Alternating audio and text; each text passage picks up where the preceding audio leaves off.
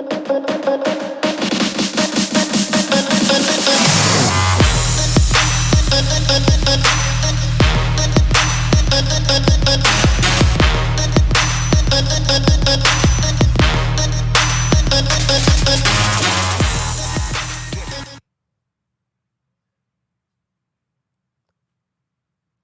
morning, folks. Welcome to Cancel This on this beautiful Wednesday morning. I'm Tabitha Hassel. Things are looking a little bit different here in the studio this morning. Vic Faust is out on assignment. He is going to be checking in with us at the 8 o'clock hour by video link. Eric Johnson joining us also a little bit after 8 a.m. We have a guest producer in the studio today as well. We have Lizzie Sparks joining me this morning. It's kind of a girls' morning. Right, Lizzie? Absolutely. It's girl power. Girl power. That's what we're calling it, girl power. But Vic's going to be joining us. He's got a lot going on today. A little bit of a different morning this morning. The very first thing I want to throw out there is everyone knows we have our kickoff party supposedly taking place tomorrow at Wenty's. Well, we're going to change that. We're going to have some inclement weather coming in.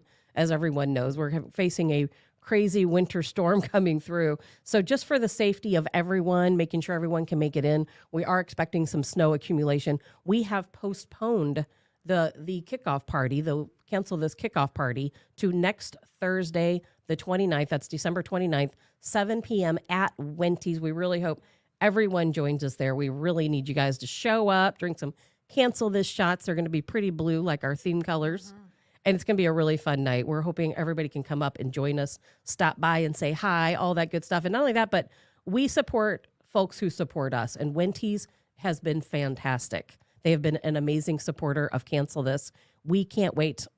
I can't wait to go up and meet people, drink some Cancel This blue shots, say hi to Ben at Wenty's. Yeah, it's going to be a really good time.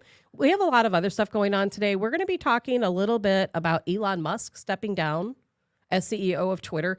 I think a lot of us expected this to happen, and now it's going to happen. As we know, he took that poll. I think he took that poll because he knew people were going to overwhelmingly say yes, step down, and that kind of gave him his out. Like, okay, because if you go back and look at Elon Musk and the tweets that he's put out there, if he asks somebody to vote on something, that's his policy. He sticks with the vote. So I think he did that on purpose. We're going to get into that.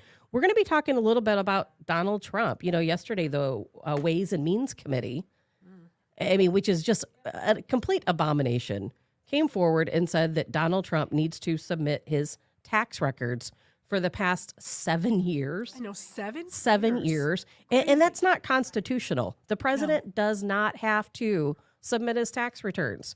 We know Joe Biden he did submit his tax returns, and he owes about $370,000. But you never hear about it. You never hear about it. No one talks about that. So they're trying to uncover every stone with Donald Trump. Correct. And they want to show that he's done something wrong on his taxes so they can blast him for that. But yet Joe Biden, he owes $370,000 in unpaid taxes, and no one says anything. Nobody says a word about that. No one says anything. So we're going to get into that. We're going to talk a little bit about BRICS for the folks. I talk about BRICS a lot. I think most of you by now are familiar with what BRICS is. And we're going to be talking about the difference between NATO and BRICS. And we're starting to see some folks in NATO stepping up and saying, hey, what's going on here? Are we going to have to go to war to hold on and retain our power with NATO? Because BRICS is rising quickly between the alliance with Russia and China. That's a really big deal. Well, you're the first person that I had ever heard even talking about BRICS quite a long time ago. And now it's, excuse my voice, everybody, I feel fine. It just has a weird tone to it this morning. But anyway, with BRICS, you're the first person that I had ever heard talk about it. And now it's, taking on steam, and people are getting very concerned. And they should be concerned for a lot of different reasons. And we will definitely get into that a little bit further. Ukrainian President Volodymyr Zelensky, little Mr. Fancy Toes. Fancy Toes, yeah, for sure. Little Mr. Fancy Toes in his tutu. He is going to be in Washington, D.C. today. Yes, he is. I mean, isn't his country in the middle of a war? Right, but he's coming over here when when the border is crazy, they're not, Joe Biden's not even talking about that. He's going to be playing toesies with Zelensky. Exactly. Zelensky, there's a war going on in Ukraine. Why are you in the United States in Washington, D.C.? We don't need you. We don't. We don't need you here. You should be in your own country worrying about your own people. Instead, he's raising money. For anyone that didn't hear, his wife this weekend went out shopping and spent, I think it was 40,000 euros? Get out. Something along those lines. I didn't hear that. Yeah. I mean, here they are posing on the cover of Vogue magazine. Nuts. Zelensky being Time Magazine's Person of the Year for 2022. Right. He's supposed to be fighting a war. He's not supposed to be in Washington, D.C. But no question about it. What he's doing, he's fundraising. That's what he's doing. He's a fundraiser. Mm-hmm. That's what his job is a fundraiser. And you know what? Whatever he asks for, we will give it to him. Of course we will. We'll give him anything he wants. You know, speaking of the southern border, as we know, right now the states are holding over Title 42. Yes. And they're wanting to hold on to that as long as they possibly can. Biden, of course, spoke out yesterday and said, hey, this is ridiculous. Let it go. You know, this is illegal what we're doing. No, it's not. Right. No, it's not. And so Texas Governor Greg Abbott has taken it upon himself to place the Texas National Guard along the border in the El Paso region to stop folks from coming over illegally. And of course, everybody wants to cry out, oh, that's not legal. So it's legal for these folks to come over into this country undocumented. That's okay. Right. That's okay. Nothing No wrong big with that. deal. Open the borders, Nothing let to see everyone here. in. But if we appoint the Texas National Guard to stand at the border, keep illegal people out, people who are committing an illegal act by crossing illegally, well, that we can't do that, right? Right. That's just mean. I mean, Governor Abbott must be racist Oh, of course he is racist. if he's not allowing people to cross over illegally. It's ridiculous. So we're going to get into that and so much more. Something else I want to talk about. You know, a lot of cities right now are having robo-taxis. Do you know what a robo-taxi is? No. Well, that's something we're going to get into at some point this morning. A robo-taxi? A robo-taxi, what that is, it's a driverless vehicle. It's Oh, almost like a my. rideshare service, a driverless rideshare service. And they did a test pilot program in Las Vegas. And at that time in Las Vegas, the way that they piloted this program is they had a person in the driverless vehicle to just sit there. They didn't touch the controls. They didn't do anything. The car operated autonomously, but they did have a person there. Do you know one of those cars hit and killed a man? I could believe that. And so now we're going to release these robo cars across the country in these different cities. How is this ever going to work? How can you trust a vehicle to drive itself through That's traffic? scary. Yeah. I know the Teslas kind of can do that a little They bit. can, and look how many people have died because Yeah. of that. You know, cars are not meant to be autonomous. Right. And why do we need autonomous cars anyway? Seriously, we can't focus long enough to Right. to right. drive the Oh, car. I mean, it's absolutely ridiculous. So we have a ton of things to talk about this morning. yes, we do. It's for gonna sure. and it's such a strange morning without Vic. Right. Eric's running late. Get stuck with me, the person with the weird voice. You sound fine. You sound fine. And Lizzie, I'm happy to have you in today. Oh, I'm excited to be with you, Tab. I'm excited too. And you know, and there's just so much going on in the world right now.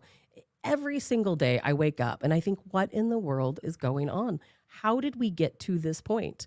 And you know, and one of the things that I also want to ask today to people, to listeners, we're as a conservative, how far is too far in trampling the rights of liberals, if that makes sense? We know we have this we have this situation where at the factory they had the drag show. Right. And obviously we're all very upset that it was an all ages drag show. Right. That was the big issue. All ages. Children should not be allowed to attend a drag show. No it's question about child it. abuse. It is child Yes. abuse to some degree, or at all degrees. And especially one that's explicit with all of that sexual content, it just shouldn't happen. They're too young for that. Absolutely so. So the factory went back, as we talked about yesterday. They changed the age to 18 plus, That's great. which is good. We won that battle. In my opinion, that's a victory we won. I think so. People might think it's a small battle, but it's actually huge. That's a big step that you're saving numerous little children from seeing things they shouldn't see. Absolutely so. But now I asked, I'm like, well, is the protest going to continue? I feel like we had a victory. Right. The children aren't allowed to attend. As a matter of fact, the Chesterfield police are going to be there. They're going to enforce this rule, which is a law in Chesterfield about obscenity in a public place Yeah. and in front of children. So they're going to make sure children do not enter the venue. I had heard that the protest isn't going to be what it was going to be, but a lot of the people that were going to protest are still going to be there just to make sure that children don't get, snuck in there. Some of them, but some of the people that I've talked to, you know what they've told me? They said, well, we don't want the Christmas drag show to go on at all. We think it's an abomination. It shouldn't happen at all. Chesterfield needs to shut the entire show down. So we're going to show up and protest because this is not Christian. It shouldn't happen. Now, to me, that's going too far. I agree. I have mixed emotions about that. My personal belief is, no, I don't want the drag queen situation there. It's a dark thing. It's not my cup of tea, but we are adults in America. So that's not my fight. My fight is always with the children. If an adult wants to go in and wants to see what's going on in there, that's their right, even if I don't agree with it. I don't agree with it. Exactly. But I don't have to. Well, and that's exactly right. I always feel, I'm definitely a conservative. I'm certainly a Christian, but I also feel adults should have the right to do as long as you're not harming me, as long as you're not trampling on my rights, I don't care what you do. Correct. If you want to be a drag queen, if you want to go to a drag queen show, whatever, if you want to go to a swingers party, Right. I mean, quite honestly, I don't care. Do whatever you want to do. But don't tell me what to do, and I'm not going to tell you what to do unless you're harming someone. Yes. And I feel like we get so upset with liberals because they so many of them feel like their rights are above ours. They do think that. And they think that they need to impose all of their beliefs on us. And we see that every single day. Correct. They're very successful in enforcing their beliefs on us, quite honestly. And we have no choice but to go along with it because of the regime that's in place in Washington, D.C., unfortunately, or I should say in Delaware, because there's nobody in D.C. Right, there's And nobody there. story for another day. Correct. But how far do we go as conservatives? To me, I think we have to step back on some issues because that's where we become divisive. Correct. And we have to come to some middle ground. I feel like it's not my place to judge other people. If you want to go to a drag show, so be it. Correct. And I agree with you because conservatives are way more divisive amongst each other than liberals. Liberals, they get on one bandwagon, and I envy them for that. They all get to do the same thing. Conservatives are divided. And I know years ago, my son, I was more like, oh, this is not a Christian thing to do, so do not go to the drag queen show. But my son said, look at the flagpole, Mom. And he said, what's the flag on the top? And I said, it's the American flag. He said, and the Christian flag is underneath. He goes, now we believe God is the most important person anywhere. However, but in America, everybody has rights. That's why the flag's on top. So that's when I switched, because I would have been one of those people, oh yeah, let's go there and tell them it's wrong. That's against Christianity. But now I see it a different way. And I do too. I always feel like it's not my place to judge. We will all be judged someday. We will. And it's not my place to judge another person. Where I'm going to step in is when if you're involving children, and in a situation children should not be involved in, if you're doing something that tramples over my rights, that takes away my right to be an adult and to do my free will, then I'm going to have a problem with that.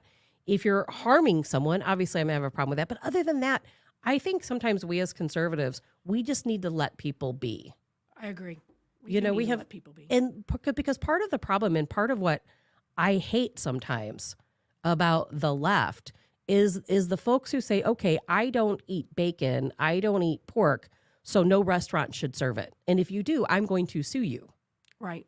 Or, they go into a private business and say, well, these are my beliefs. I'm marrying a person of the same sex. You need to make my cake. I think it's the business's right to say, no, I don't have to. Correct. If that violates their religious beliefs, no, I don't have to make that cake. I would make the cake, but I respect somebody else's right not to. I agree. In the look at that situation that happened in Australia a few months ago. There was a neighbor who said she doesn't eat meat, she's vegan. And she didn't want the neighbors to barbecue because she didn't want the smell, the waft of the meat wow. barbecuing to come into her home. That's funny. I mean, it's too far. It's ridiculous. We can't do that ourselves. We can't impose our own beliefs on other people either. No, we can't. And I think that is part of the reason why we can't ever unite or come together. They have to step back. We have to step back. And we have to try to make this work. We do. I think conservatives do need to come together, come to some common ground. And I think conservatives as a whole is a very great group of people, and they all think they have the best idea, but sometimes we don't listen to each other. Absolutely so. Absolutely so. We don't. And you know what? I think Eric Johnson, he will be in here sometime after 8 o'clock. That's why I appreciate Eric so much, because he asks the questions that is on everyone's mind. Correct. And he's like a normal person. Absolutely so. Who isn't very political. Like, you dig really deep. I do too. Vic does to a certain extent on different areas, but Eric's just a normal person. He's the exact person that most people are. So he asks the questions that sometimes I'll think, Eric, really? You don't know the answer to that? But of course he doesn't. If you're just living your life as most people do. Absolutely so. They don't know because they're not digging deep, and the mainstream media doesn't tell you anything. So I love Eric's questions. I love them. I do too. And I always try to tell Eric, I think he represents the majority. I do too. I really do. Because, you know, I read the news every day. As a matter of fact, I spend hours reading the news. I know not everyone has time to do that. Mm-hmm. And that's why I'm here, so I can talk about these issues. I don't expect everyone else to know. And what I appreciate about Eric is he asks the questions everyone else wants to ask. Correct. But they're afraid to. But they're afraid to. And I've actually, in prior radio lives, I've been with hosts who are also scared to ask those questions. They feel like because they are a voice on a program that they should already know everything. And that's not the case. Correct. That's not the case. Because if we all already know, that we're not doing a service to the folks that are listening. And we just assume everybody knows what we know. And they don't. Exactly. You know, speaking of, Robert Peterbow brought up on the comment line the omnibus bill. And I know, Lizzie, you were talking about the omnibus bill and about Rand Paul speaking out against the omnibus bill. Because every time we have one of these bills, what happens? We're giving out money to Left all and right. of these countries. We're giving out money to all of these different causes that have nothing to do with us. Nothing to do with Nothing. it. We give out billions of dollars. That have nothing to do with our country. We give out billions of dollars to other countries for aid when right here in our own country, we have shortages of teachers. Yes. We have shortages of police officers, shortages of EMTs.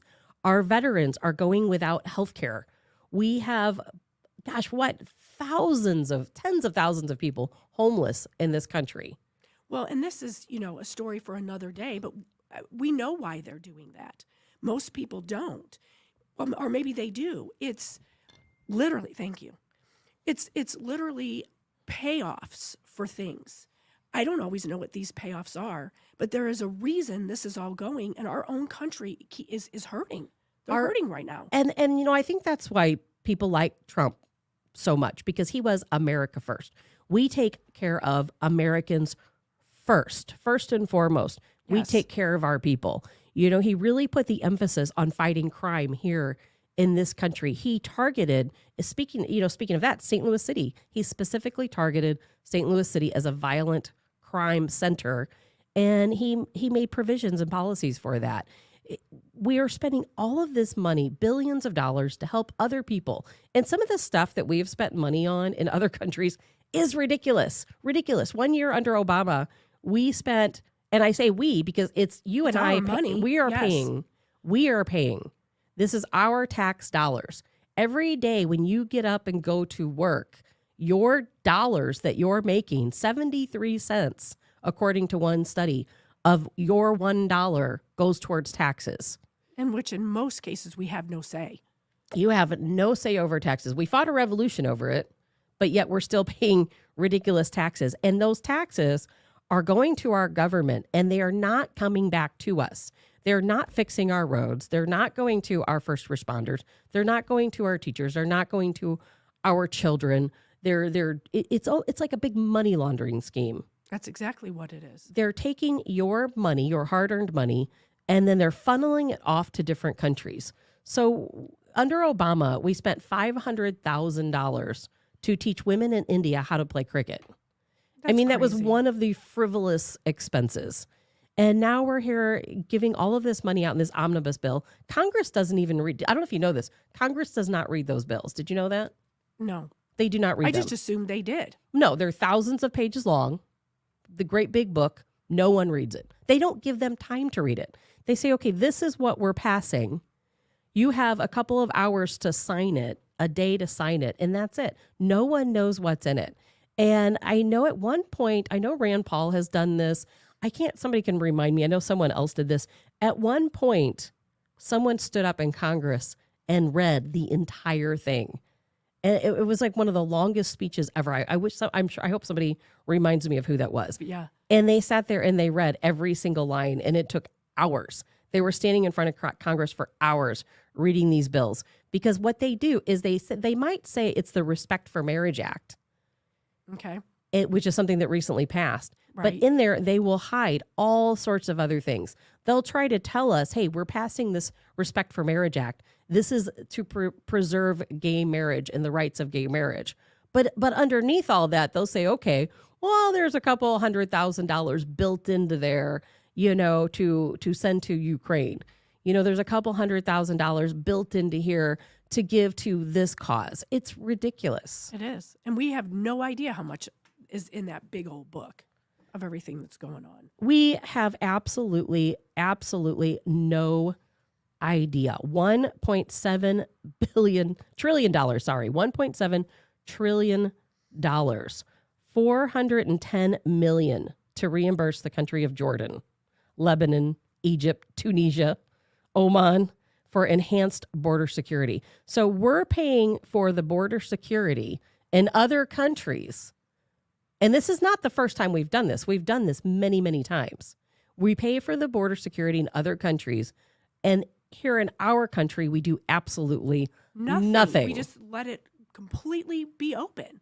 And after today, it's supposed to get worse. It's crazy. And it is going to get worse.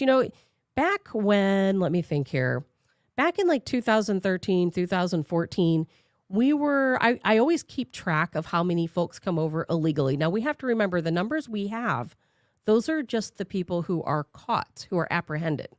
We don't know the true numbers of how many people enter this country illegally. I think we'd be shocked. if We would knew. be beyond shocked, because if you think about this, just let's say the El Paso region.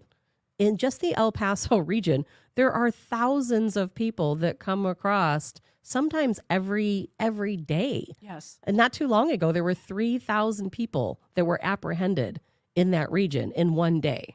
In one day. In one day. And at one point, before Trump became president, there were 250,000 people apprehended crossing our southern border illegally into the United States, and 50,000 were unaccompanied minors, meaning children under the age of 17 coming across the border alone. No parents, no family members coming How across sad is that for those alone. little babies? 50,000 children. Some of them were babies. Some of them were toddlers, handed off to strangers to carry through. Right. And they have no mom, no dad. And they disappear. They come in, and that's part of the thing.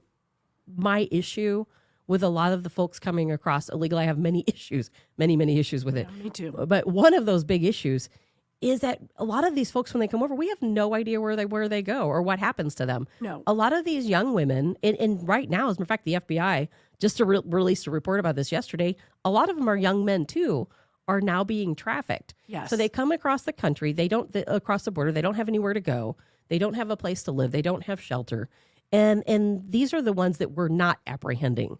Think of all the people. If we have 50,000 unaccompanied minors that come through that we apprehend, how many are we not coming across? And these kids end up being trafficked. They end up disappearing. We have no idea where they're at. It has to sad. stop. It has to stop. Somebody has to do something about it. We care more about border security in other countries than we care about our own country. But isn't that outside of Trump, hasn't that always been what's happening in this country? Yes, I think Trump was the first one that I was aware of that point blank said, this is what's going on down at the border, and this is what we have to do about it. Instead, the mainstream media then made him out to be the big bad meanie that put people in cages, when that was Obama's, regime that did that. That wasn't even Trump's.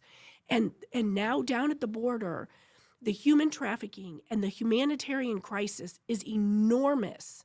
And who cares? Like, nobody cares. Like, even people here that love children, no one is saying anything about it, because either they don't know about it, or they don't care, or they'll get ostracized if they bring it up. And it's very sad. As you can tell, anything that has to do with little kids getting abused is just very upsetting to me. Well, of course it is. And really, what we've got to start thinking about is, what is this all really about? What is it all really about? Folks crossing the border illegally, that is not about giving these people asylum. No. It's not about that. They're voters. Voters, number one. Number one, they're voters, because as soon as these folks, even though a lot of these people would truly be conservatives, Yes. if they had the opportunity to learn what it is to be a conservative Republican, but as soon as they come across the border and they're settled, Catholic Charities or whoever may settle them into a home, the first thing that happens is a resettlement coordinator comes out. And a resettlement coordinator, of course, is somebody who's sent out from liberal administration.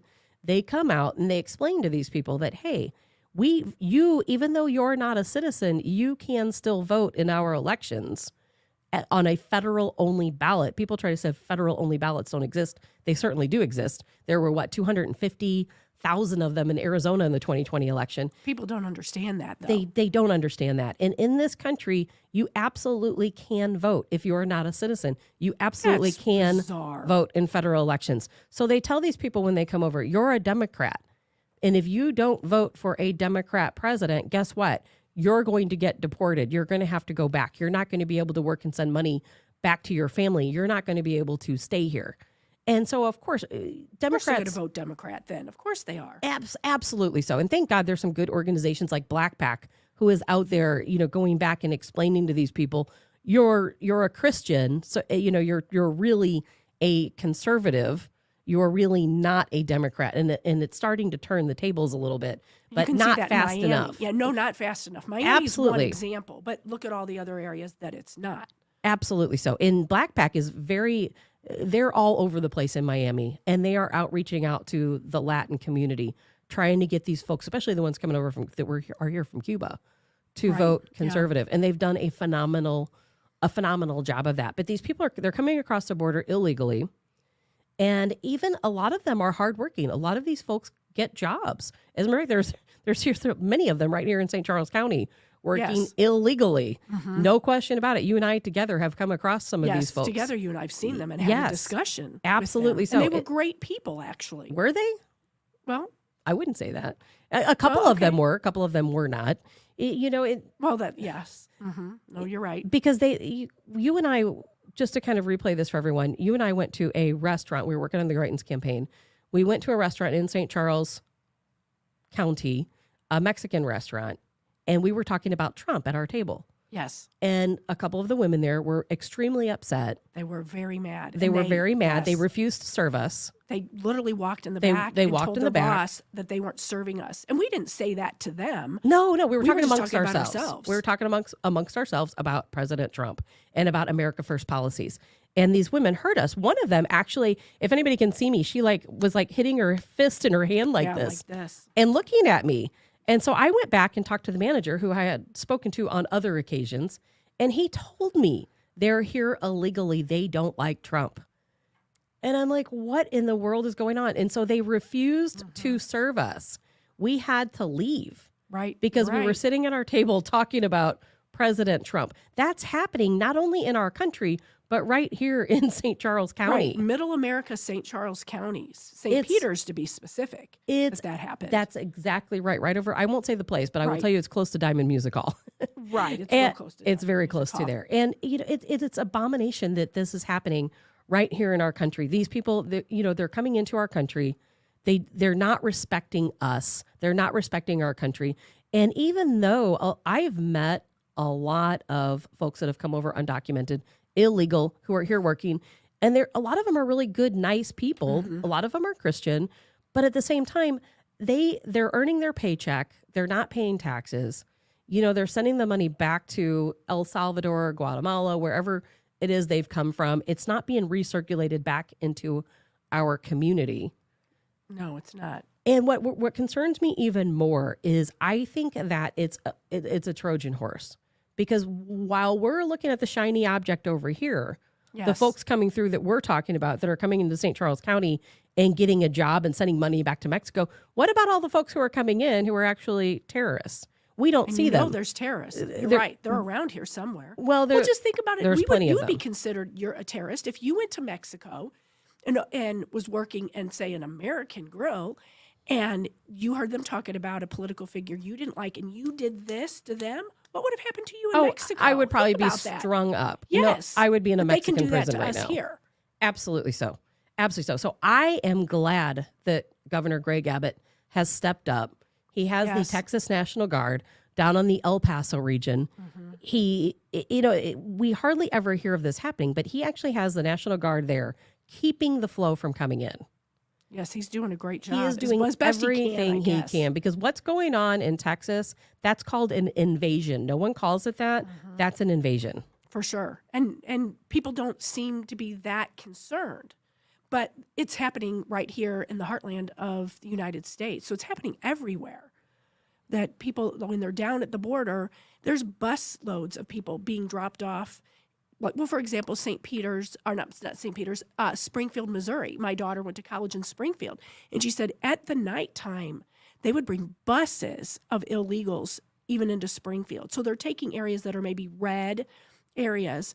And so I think there's a whole big thing going on to change red areas blue by the voting that you were talking about.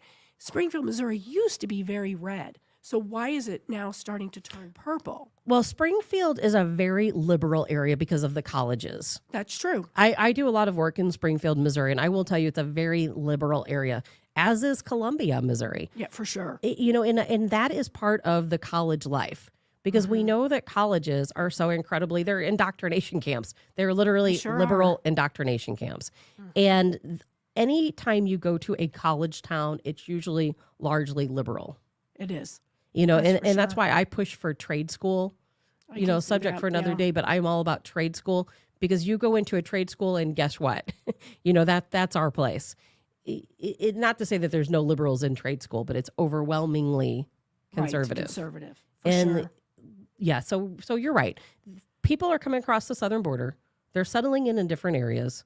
They're trying to turn those areas blue, and it does happen. It's been a big problem in Arizona. It's part of the reason why we can't get Arizona on the right path, and people don't want to admit to that. But the way the Constitution is written is federal only ballots are allowed. And what a federal only ballot is if you're not a United States citizen, you are allowed to vote in a federal election. So it has like no local things It has on nothing local. So when you take a federal only ballot, it is only the federal elections, federal candidates on that ballot. Okay. And so when the votes are tallied, the ballots are tallied, let's say at the end of the day, now at the end of the month, what used to be the end of the day when the ballots were tallied, what they're supposed to do, and this is the most ridiculous system I've ever heard of, they're supposed to take those federal only ballots and put them to the side. And they can count them and they can go towards a total for a federal, let's say a president. But if it comes down to where the federal only ballots pushed the election so far to one side that it leads to that candidate winning, then they're supposed to take the federal ballots out. And that's according to our I didn't know Constitution. that. Yeah. They're supposed to take the federal ballots out. So if you and I were running against each other as presidential candidates and we had 250,000 federal only ballots for you, let's say, and that caused you to win, they are supposed to take those federal only ballots out of the equation.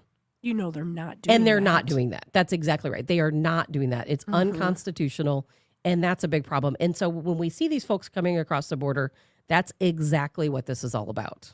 Yes, exactly what it's about. It's an invasion. Down in Texas right now, on our southern border, we have ranchers who are in gunfights with cartel members. That is crazy. In McKinney, Texas, you can look it up. In McKinney, Texas, there are situations going on right now where there are cartel members coming across the border, bringing illegals over in firefights with citizens. Texas and that region, especially and particularly in McKinney, they have deputized citizens to fight the cartels. And where do you see that? Like, you don't see that on even Fox or You'll never CNN? hear about that on the news, but it's Nowhere. happening. It is happening. Now If you can dig deep enough to see it. You can dig deep enough and find it. You can research it. You can get that information. But yes, American citizens are being deputized. As a matter of fact, they have even said, if you're a Missourian and you want to help out on the border, go on down to Texas. They will deputize you and you Wow. can help fight the war, because it is a war It and is no a one war. calls it that. When you have 250 to 300,000 people crossing our southern border illegally every month, every single Every month. month, That's yeah. every single month. That's a war. That's an invasion. Yes, and no it one is. wants to call it that. So that is a war that's taking place on our Yes. southern border. Don't you feel often really duped that all this stuff is going on? Nobody will talk about it other than like cancel this. We're allowed to talk about it. But everybody is being canceled when they know the truth about the war at the border or anything similar to that. I feel just duped. Is how can I live in America and have people not even care about my safety? Not at all. No one cares about our safety. They don't. No, our police officers. I love our police officers. do too. And of course, our police officers do. care. But their They do. their hands are largely tied. It is. Their hands are tied in a big way, especially in big cities. Particularly so. It's really unfortunate that police officers, they have so much to worry about. They're under attack themselves. Every I don't know if you day. remember, but last year, the Biden administration and the Department of Justice reached out to police chiefs across the country and said, we need you to monitor your police officers.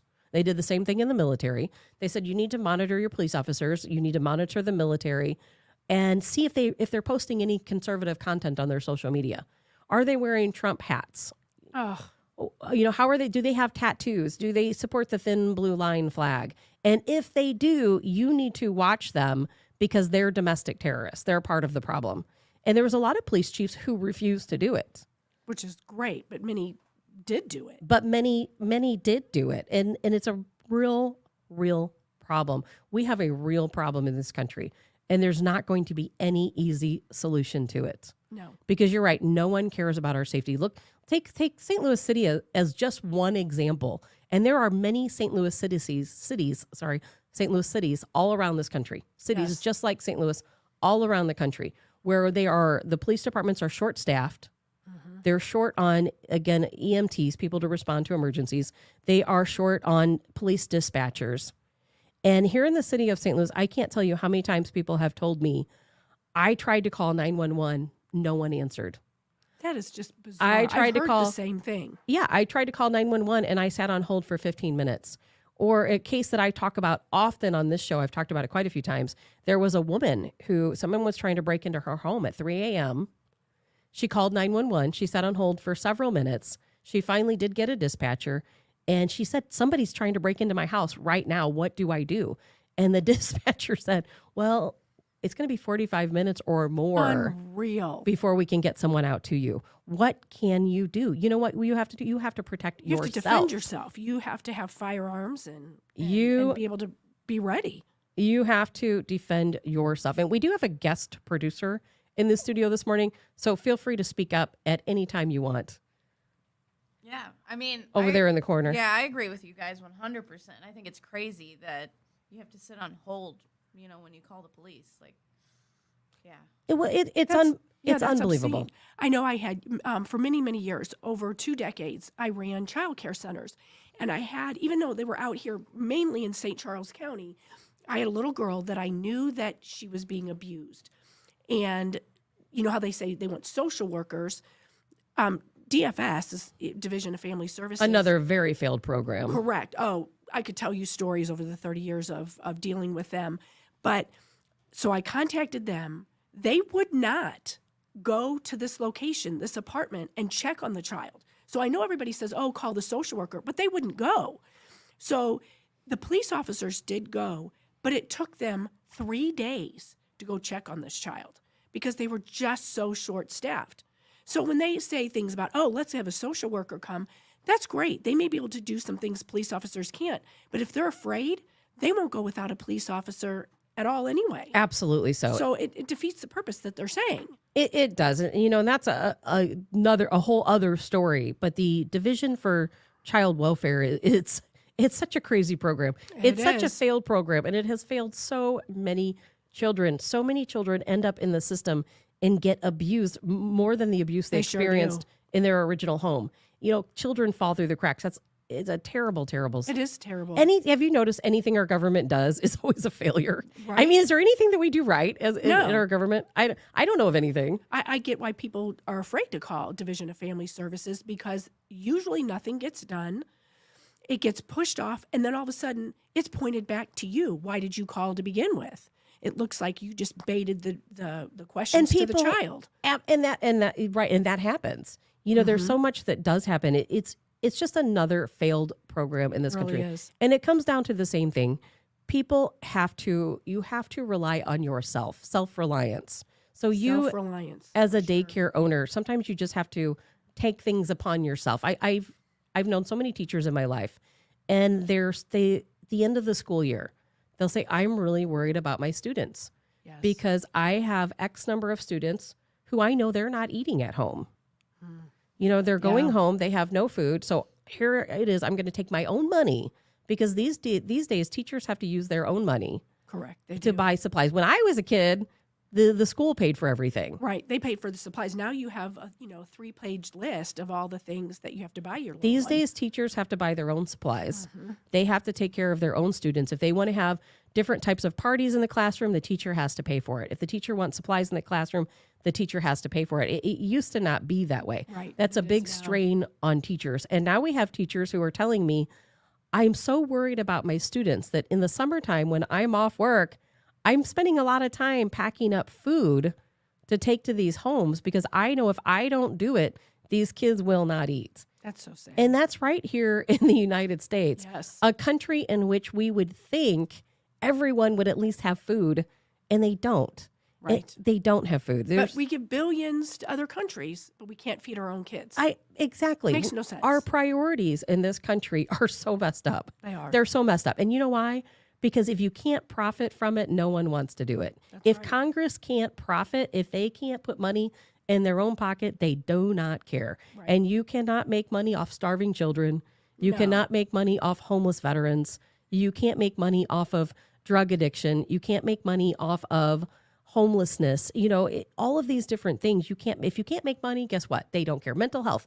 Look at the mental health care system in this country. Does anyone care? No. No one cares. Look at all of the people who live on our streets who are mentally ill, who have no options whatsoever. They have nowhere to Nothing. go. They because have years nowhere ago, to there was go. facilities. And then back, the 80s, late 70s, early 80s, they did away with all of the, I don't know if you want to call them mental institutions, but today we would call it mental health facilities. Correct. That's very needed. Now, all of these people that could have been getting help are just out on our streets and appear homeless, or they're burglars, they're raping people. It's awful. And more than anything, they're often victims.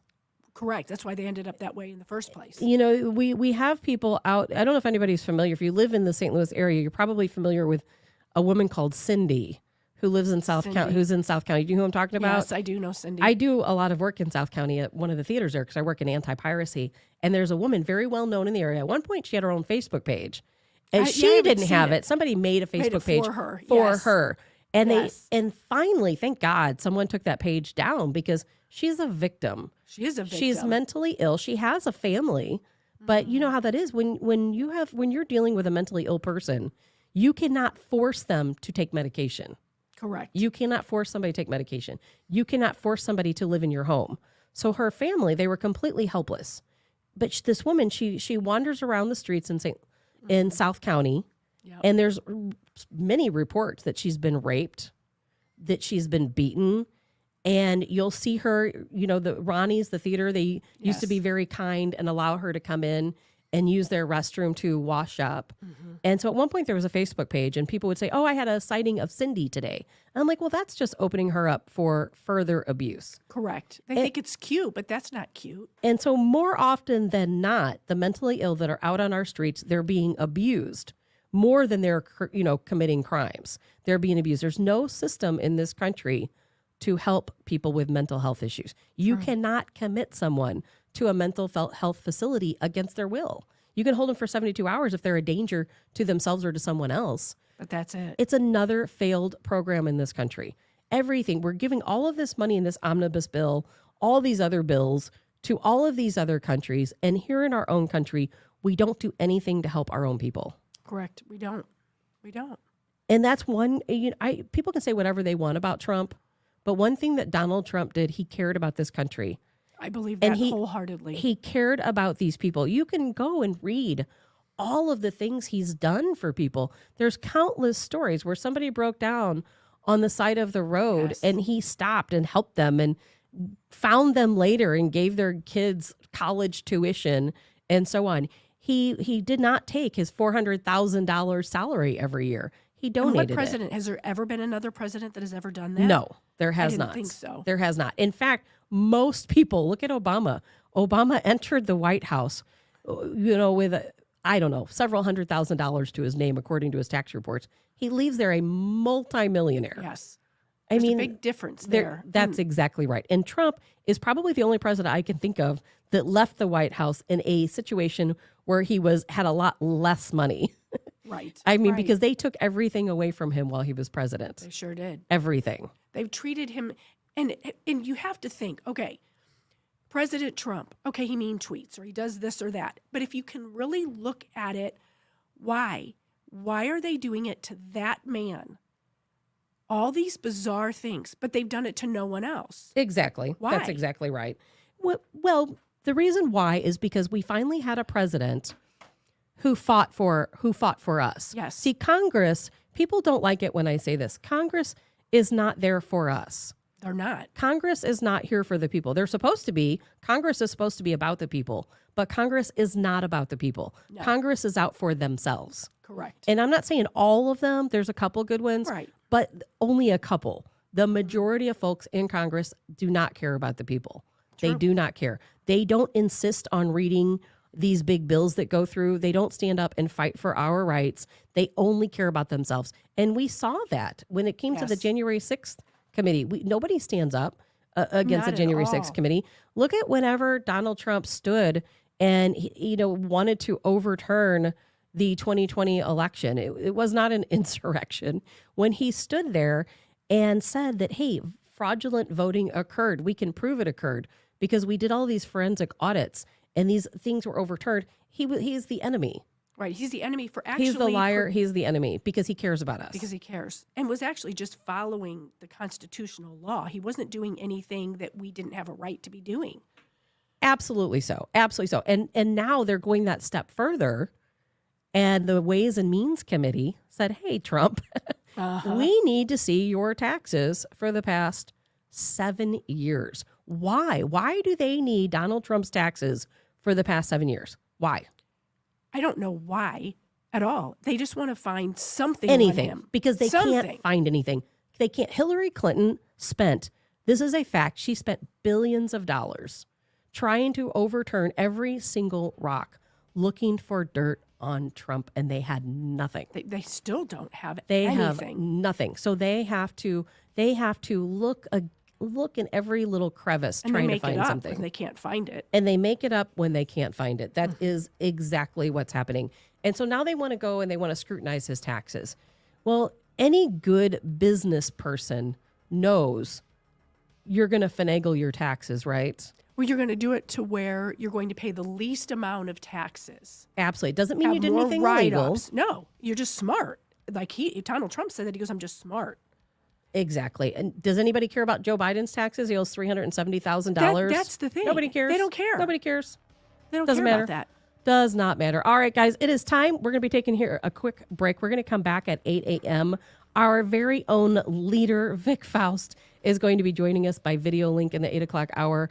We have Eric Johnson going to be in the studio, raising everything up a few notches. Very excited to have Eric come in. I just want to remind everyone, our holiday party, I keep saying a holiday party, but it's actually our kickoff/Christmas party, is supposed to be tomorrow evening. We are going to postpone that due to the inclement weather. That's a good call. It is going to be next Thursday at Wenty's, 7 p.m. We hope to see everyone there.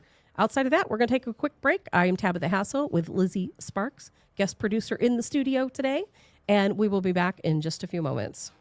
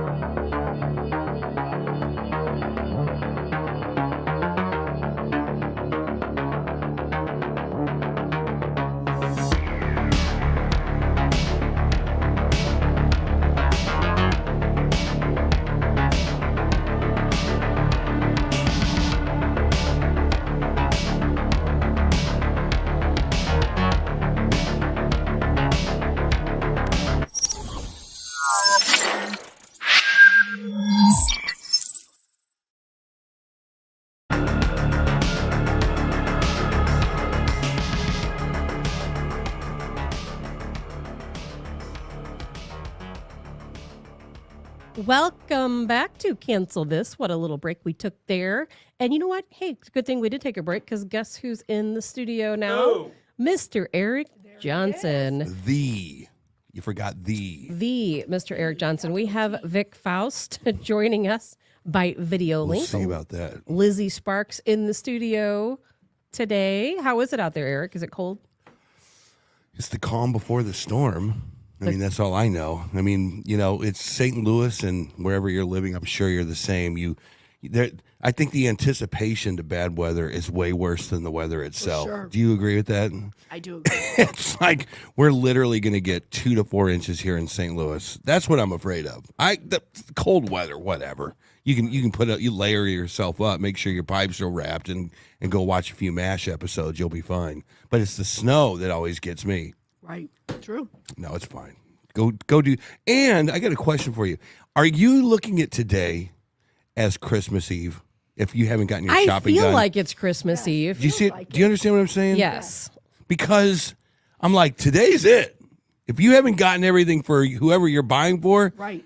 Friday or tomorrow is going to be terror zone. Right. Friday, they probably won't have everything cleared off, at least here in St. Louis, because of the windstorm, 45 knot winds or mile an hour winds. And then Saturday's that's New Year, it's Christmas Eve. Right. And then you're screwed. So I look at like today, it's today. You better get to Macy's, Tabitha, because I know you need to buy To me some Macy's. gifts still. Well, I will tell you one thing. I agree with you, Eric. It does feel like Christmas Eve. And I was out shopping yesterday, and I actually talked to some of the shoppers. I talked to everybody around me, and and they also felt like it was Christmas Eve because we're like, okay, the stores were jam-packed, which is more annoying than traffic. It's ridiculous. Carts everywhere, people running into each other. I can't tell you how many times I had to stop and just pretend to look Yeah. at junk. I could care less about waiting for Pretend somebody to to look move. at junk. But everybody's like stocking up for Christmas, stocking up for the storm. But here's my thing about this storm is that even though we're probably only going to have 2 to 4 inches of snow, when you're talking about temperatures that are below 30 degrees, Well, that negative feels 30, like- it feels like. But that's the wind chill. The wind chill. chill. That's dangerous. You know what that means? That means you have hypothermia in 10 minutes. Yeah. If your skin is exposed and That's you're true. outside. Hypothermia in 10 minutes. Frostbite in 30 minutes. And it can cause your car battery to die. Your car may not start. It could potentially, we're going to have wind gusts up to 40, 45 miles per hour is what's projected. That can cause power lines to come down. I mean, there's a lot of different things that can happen. And I know, Eric, I'm sounding fatalistic like you guys like to call me. Well, but I think people, just be you. people Do have you. to be prepared. Am I wrong for thinking When's people the have last to be time it's been prepared? like this? it's every year. Every year. Every year. I remember last year our friend Dave Murray got on the show multiple times and talked about an Arctic vortex of pain or whatever it was that he talked Right. about. People get in these situations, and I think that the news, they like to overglorify all this crap. Speaking of the news, For sure. look who just showed up. Victor Joseph Faust in the car on his way to, where are you going, Vic? Well, first of all, how does my sound come You sound like you're going to a damn. You sound like your son's being recruited by a college. Is how it sounds. It sounds fine. How are you doing? Well, I always worry about the technical side of things. I'm doing great. The sun is shining right on my face. I see that. It's always Yeah. better when your son is driving Yes. your child, right? All the years of being a taxi, I'm like, screw this. I'm not driving. You're driving. Actually, he offers. He's a great guy, great kid. So We are you're on our way. Okay, I already screwed up this morning. How? Did you guys realize that a short 3-hour drive from the St. Louis area equals an Eastern time zone? Yes. Oh, Yes. where's that? So your At the Indiana border. your drive got it's shorter. Yeah, it's amazing. Now, I'm told you guys have an echo. No, my radio is not on. That's just the phone. I So don't hear an anyway, I don't hear an echo. I don't You're hear an fine. echo. I just don't hear you very well. Yeah. Yell. Use your punk rock voice. Your voice is lower. Well, you guys cut out from me if you need to, if it's not a big technical thing. But I am on my way to DePaul University. Not DePaul. not DePaul. DePaul, Right. in Greencastle, Indiana. Wow. It is a just over a 3-hour drive, and it's the Eastern time zone. We were supposed to be there at 10 o'clock, and I looked at the directions. I'm like, oh man, it's an Eastern time zone. So we're a little behind, but we're making up good time.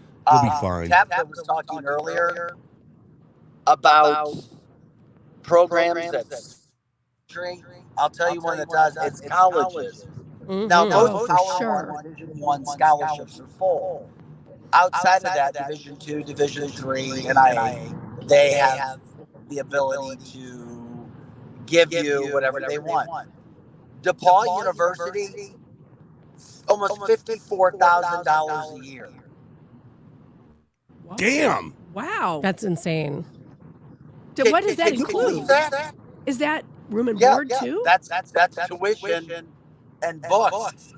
So Wow. I'm like, what What the the? Hopefully, that's a scholarship. You tell that college. I'm not. My son is not going here until I get a guarantee he's starting. Yeah, exactly. Tell And them of that. course, Tell them Rick Eric Johnson listened said to that. this. Come give me a call. And they'll listen. They'll listen for sure.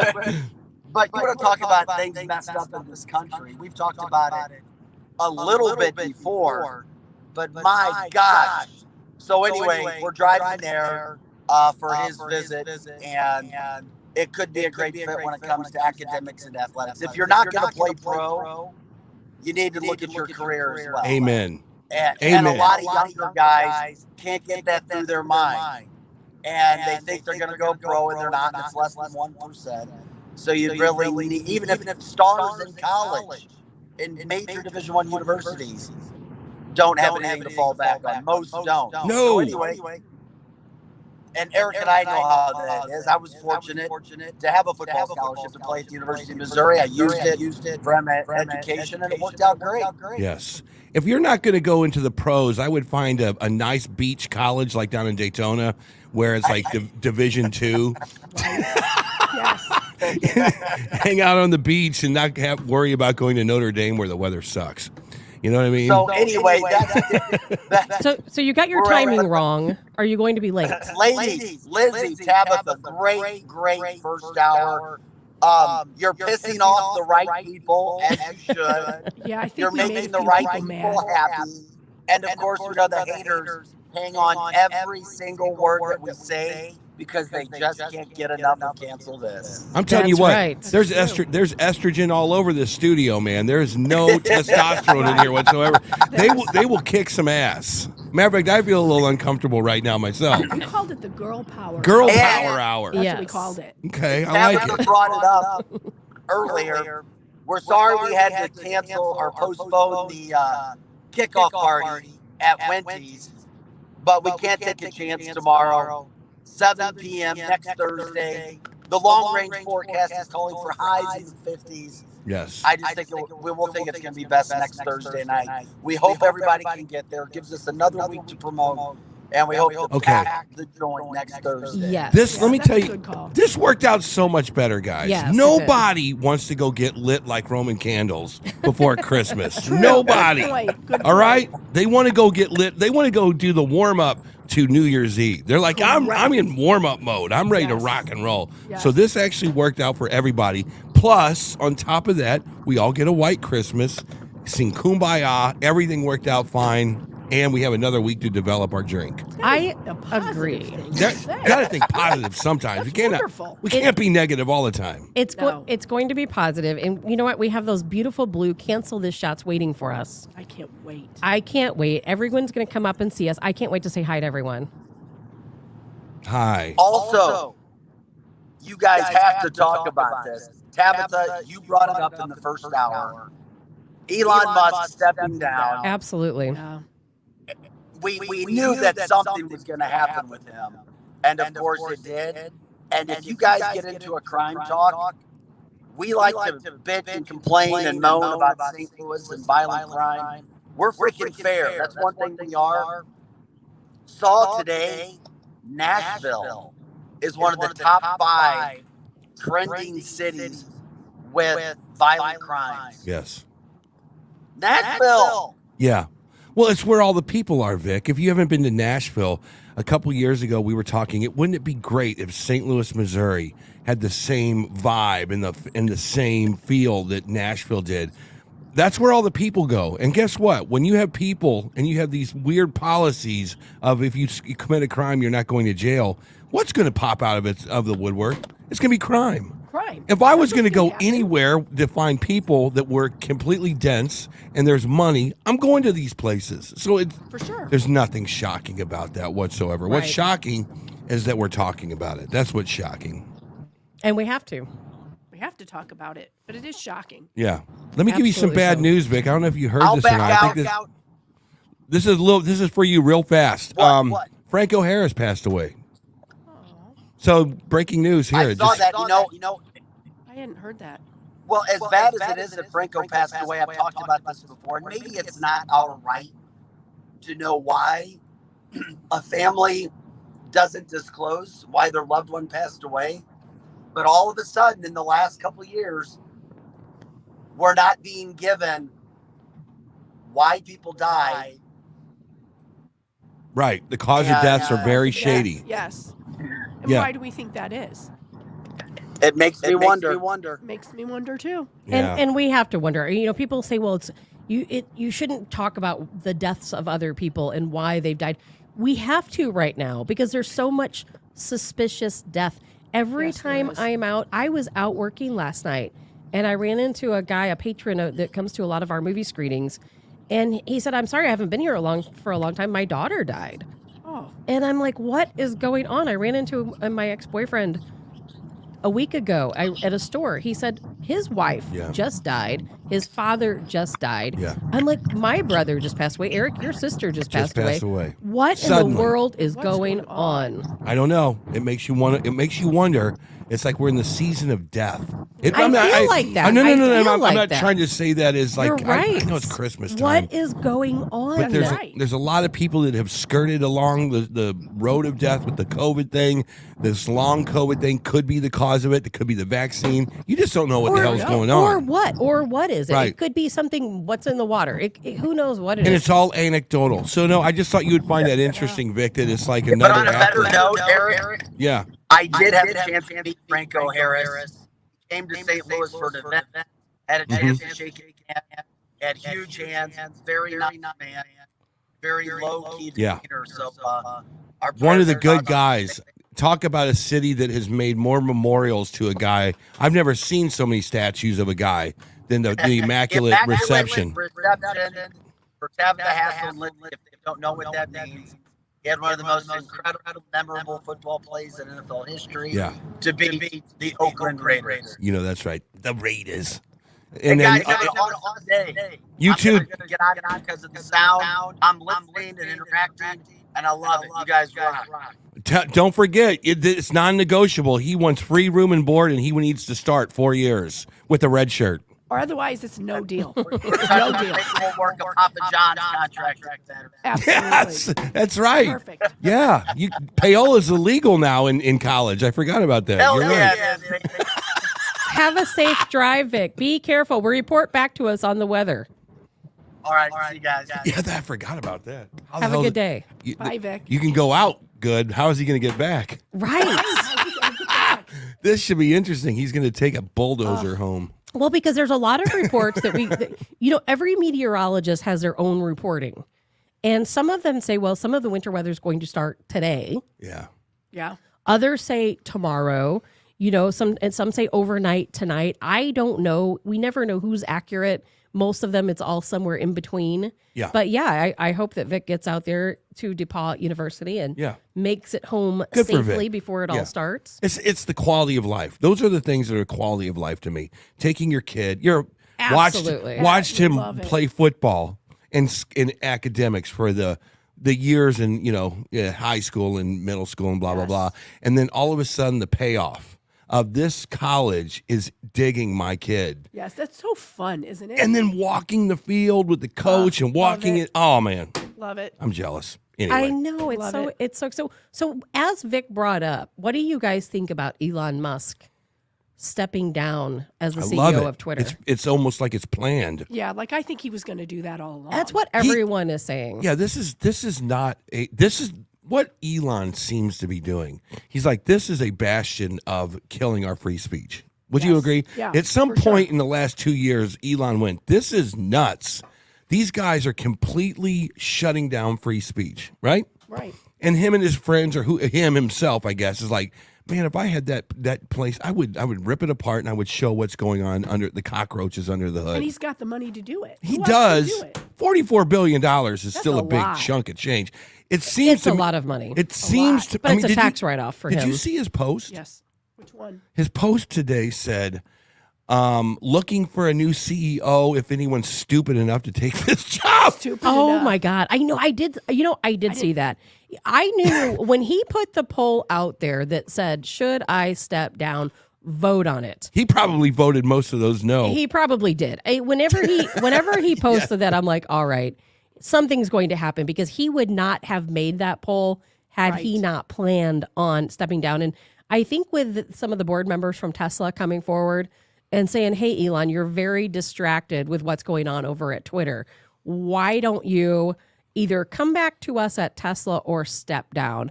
I think that was a big deal to him, a really big deal. too. Because that's probably a very awakening for him. Like, all right, I need to make some decisions here. What am I- Maybe. Because, he tried to back out of the Twitter deal, remember? Yeah, he did, He a tried couple to back out. times. He was forced to purchase Twitter. He was forced to do it. And so now he's probably thinking, oh gosh, now I did it. Now I had to spend $44 billion yeah. to do this. Yeah. Tesla stock, Eric, as you pointed out the other day, tanking. There's so much going on here with him. And I'll tell you what my only concern is, I love the fact that Elon took over Twitter, but I am still hearing from people who are saying, I'm getting banned on Twitter for posting things. I'm still getting these messages that I have violated community standards. So how much has really changed on Twitter? A lot. It's Yeah, it's I think it's a it's. lot. I think that you can't go change Rome in a day, but you have to start. You have to make. I'm sure he didn't walk down the halls. I always think about this too. What were there? 7,500 people working there at the time, Right. and now it's down to a few thousand, I guess. But you don't just walk down the halls and go, "What do you do here?" No, I ban people. No, you're fired. I think that they have to weed that stuff out. I do wonder what new CEO he's going to put in this place. There are a lot of names being tossed around. Is it going to be a hard ass? Is it going to be a guy that's kind of in the middle that goes, yeah, we know, is it going to be someone that's worse than him? Is it going to be, Worse than who? worse than Elon? Like, Elon, I got He's this. fantastic. No, I know, but is it going to be someone that Somebody who's not going to hold up the standards that we as conservatives Correct. want for free speech. I don't think that Elon would do that. I think whoever it's going to be is going to be somebody who fights harder than he does, because he feels like he can't do it. distracted. He's Right. distracted. He's losing money because of his political stance and because he's outing the truth. And he's being followed. He had that incident last week where someone was following him and his security guard was had doxxed. to ram a He was car. doxxed. Yeah, but did you know his security guard had to ram a vehicle that was following Elon Musk? It's turned into a really crazy situation because now they're wanting to charge his security driver. And he feels, I think, that he has to step out of the limelight. But I do think he's going to appoint somebody who's going to I'm a little bit concerned that you don't see more people that are sticking up for him. Like, no, this guy is literally the social media savior. He is, and there's a lot of people that are not sticking up for him. I wish that a McConnell would come out and say, Oh, come Well, on. McConnell's not going to though. no, He you're doesn't right. want free speech, Eric. Yeah. But I get your point. That I he wish doesn't want free speech. I wish again, you Democrats, Drew, are lemmings. You guys are army ants. Army ants. One That's a army good ant word. means nothing. One little AOC could be crushed like a bug. But when you guys all move together, you guys are hardcore, dog. Seriously, you guys literally Who's you guys? all you have to do You're is one of us. no. I'm you're talking about the Democrats. Oh, I thought you were talking about us. I'm Watch sorry. this. 4,000 pages of omnibus spending. And guess what? They don't have to debate it. Nope. They just put it up there for a vote, and you have every single Democrat in the House, every single Democrat in signing the it. you have the guy in the White House just sign away. What's in it? No Schumer? one knows. You guys are hardcore killers, man. I'm serious. I'm impressed. I got to give you guys credit. They do a I good and then you job. got and then you got the Of their speech to Republicans. this. And then you bring up Mitch McConnell, and you look over to my left, and Tabitha Hassel gives me like, "Are you nuts? Mitch McConnell is no Republican, or whatever it is that you, or he's a rhino." He's a rhino establishment Republican. Republicans do not move Correct. together. No, they don't. If they were smart, and all this Elon Musk stuff was coming out, they would mobilize and they would say, "You guys have the FBI spying on us. You guys have the DOJ spying on us. You have offices over there. You have literally our military spying." I mean, they should rise the hell up together. And they're not. And then all of a sudden, you'll see one little press conference of some representative from Missouri or wherever saying, "Yeah, this is not acceptable." And then the media just completely ignores them. It's insane. That's really the scariest part of all They this. don't care about us, Eric. I don't know if you heard that part of our conversation earlier when Lizzie and I were talking about Congress does not care about us. They are not there for us. They don't even read these bills. Yeah. You know what? They just sign it. Yeah. They just sign it because they don't care. You know what? I think that every single American, because that's our money paying, that's our money in that omnibus bill. And all of the money going to Ukraine, guess what? That's our money coming out of our pockets every single day. We should be able to vote on these different spending bills. They should give a copy to every single American. Whether you choose to read it is up to you. I don't care if it's 20,000 pages long. They should send us not only every single word in that bill, every single page, but they should give us an itemized sheet where all of our tax money is going. And no one why aren't we demanding that? No, you're playing into their game. Because is it guess playing what? into their Guess what, game? Tabitha? You right now can. They're not hiding anything from you. That's the point. They're not hiding anything from you. Anymore. You will be able to go online and get that bill. You'll be able to read the 4,000 pages right as you're probably watching your favorite Christmas show. No, of course you're not going to do that. The American people are too... They don't release the entire bill to us, Eric. There's no way for us to read that. What they will do No, is they will. There will be people in Congress, on the Republican side who will say, "Oh, well, look at this little tidbit, look at this tidbit," and they'll release that to the media. No, you can download the whole thing. No one ever gets to read the whole thing. You can do that. You can download that whole thing. You won't understand it, and it's written like hieroglyphics, and you'll have to make some sense of it. And everything in here's where the Democrats are so damn smart. Everything is a virtue signal. You mean you tell me you're giving $3 whatever million to LGBTQ museum in New York?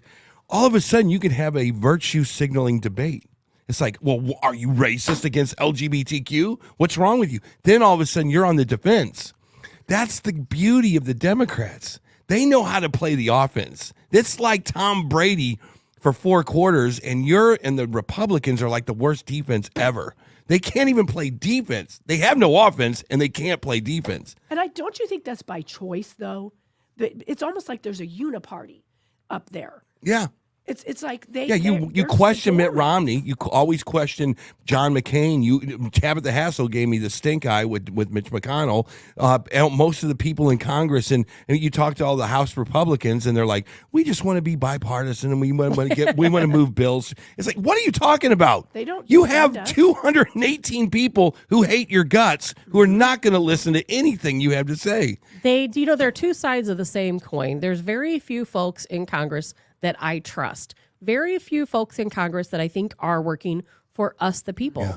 And Very it's sad. few. It's so sad. And to me, I don't understand why we aren't more angry than what we are. People always tell me, "Oh, you seem so angry and so fed up." I am fed up. Right. I am really fed up. I don't understand why every American isn't fed up. Well, I tell you what, Vic is on his way up to a new college for his son. I hope to God that Vic says, he talks to whatever administrator he's talking to today, go, "I need to know, how woke is this school?" That would be a great question. I'd love to see I that on really camera. need to. I've brought this kid to this level of this kind of teaching. I need to know, what are the woke policies in this school? More parents should ask that. Vic, if you're listening still, man, Ask that, Vic. Yeah, find that He's out. on the comment line. Yeah, well, Vic asked that. That's true. Like, we sent our oldest kid to school, and he's now 31. And he was conservative, America-loving, and all that. Yes. He came from a St. Louis, or really a Missouri university, and he came back a kid we did not know, Yeah. like at all. You had to deprogram them. We did, and he's okay now. Yeah. But we had to deprogram it for a long time. Yeah. I had no idea that was Yeah. going on. Now the rest of our kids, they get the story. They get it. No question about it. And speaking of our American dollars, someone, and Lizzie, you and I kind of touched base on this earlier about Ukrainian President Volodymyr Zelensky heading to Washington, D.C. today. Eric, did you hear us talking about this conversation earlier? Yeah. What do you think about Zelensky leaving his war-torn country where, regardless of how we feel about what's taking place in Ukraine and the money we're sending there and the proxy war we're involved in, the fact is there are a lot of people losing their lives, a lot of Russian troops, a lot of Ukrainian troops, a lot of Ukrainian citizens displaced have lost their lives, and now we have I'm conflicted. Zelensky out playing around, I'm conflicted. little I think twinkle a lot of toes. people are conflicted. I'm conflicted because, again, this is a virtue signaling kind of a situation. Small country sticking up for itself against big country. Big country is our mortal enemy. Okay, let's backtrack here. I mean, you Let's have backtrack here. Okay. Let's backtrack here. Okay, this is where programming comes in, brainwashing comes in. All right. Because we were taught, just like we see them rewriting history now, we were taught as children to hate Russia, that Russia is our number one enemy. Well, there's big reasons for that, but I mean, the nuclear weaponry aimed at our heads was one of the reasons. Don't you look back and say, well, first of all, the United States has more nuclear weapons than Russia does, and we have them aimed everywhere as well. We're no better. But don't you think that when you were a child, you're growing up, you're going through history in school, all those books were written to program your mind? And a lot of the propaganda, a lot of it was propaganda where they say Russia's the big bad enemy. Our own government's our enemy, quite honestly. It seems the like Biden regime is our enemy. it Our seems government like has it- been our enemy for a long time. It does seem like it. And they write these things because they want you to be distracted. They want you to hate Russia and not see what's going on here in your own country. Yeah. And I'm not saying that Putin's a great guy. I'm not saying the Russian government is a great government, but I will say they are a formidable force. And what they did in Russia, in the reason why they invaded Ukraine, is because all of these folks who are Russian in nature, all of these Russian-born folks, Russian-speaking folks that live in Ukraine along that eastern region, they have been being attacked by Ukrainian forces, Ukrainian troops for the last 8 years. They're still being bombed. They're being shot at. They're being killed. They're being executed. They're being held prisoner in some of these cities like Mariupol. And so Russia liberated these folks. They liberated them. You won't hear that in the media. These people were liberated. They wanted Russia to save them because they were prisoners in their own communities and they were treated very badly. Well, the problem with this is that most American citizens that don't work for the CIA, FBI, or really high levels of the military, we don't understand geopolitical situations as much as maybe we should. Right, What we don't do see the see whole on picture. TV is a guided missile that lands right in the middle of a subdivision, and it takes out 200 normal citizens. And then you see a manned army, the Ukrainians, who are like, we have to defend this place somehow. And on paper and in the news, and it does seem to me like whatever the provocation is, Russia needs to be put in check. If they take this entire country, They're not trying to take the country. They don't want Putin, and all of his advisors have very blatantly stated, we only want to liberate the eastern region because these are Russian That's speaking what they say, people. but you know what? That's bad too. And they've not even then they take the entire attempted- coast. They take the entire port cities. They take everything that means something to that country. Plus, if they negotiated a lot of this, They I tried kind of- to negotiate. I feel like the Ukrainian people would kind of give up their the big industry, which is farming, is agriculture, and I think that that's a problem. I think that the Ukrainians seem like they've gotten 50% of the territory back that they lost. That's a win. And if they I wouldn't. They haven't gained that much back. They've gained very little back. I know that Tucker Carlson is on this thing about how the United States, what are we doing, spending money, and I agree. I don't know if you guys have driven on these roads in St. Louis lately. They suck. It does seem like we should be spending more money on ourselves Instead of sending Another money thing, to an- Ukraine. Billions? Yeah, another thing is there's a school district out of Kansas, Missouri, Kansas City, Missouri, that apparently is going to 4 days because they can't afford teachers. They Absolutely can't. Okay, so. so part of the same conversation can be had that says we need to fix ourselves. Right. And we can't be spending money to the Ukrainians. And we've spent so much money in warfare and all that stuff. Well, it's a proxy war. And Eric, part of what And you're right about that. It is a proxy war. it's a proxy war, and we often criticize Iran because we say, well, they're over in Iraq. It's a proxy war because they're giving money to these militias. We're doing the exact same thing. We have our troops there on the border. We have our troops training right now in Germany.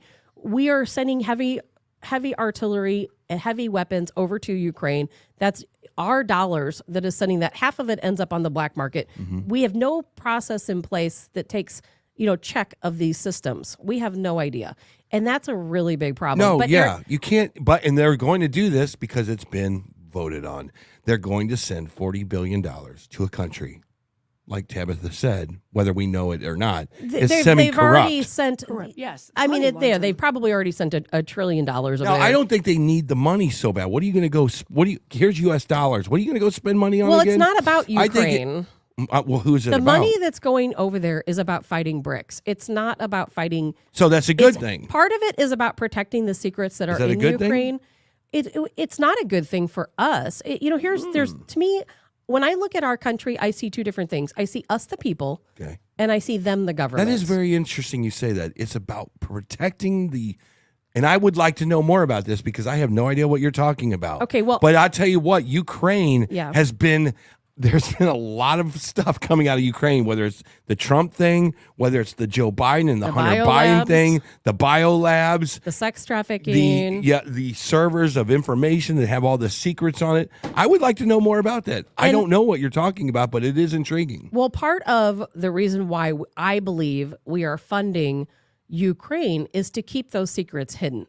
Yes. We don't want Russia, not meaning we, the people, we, the government.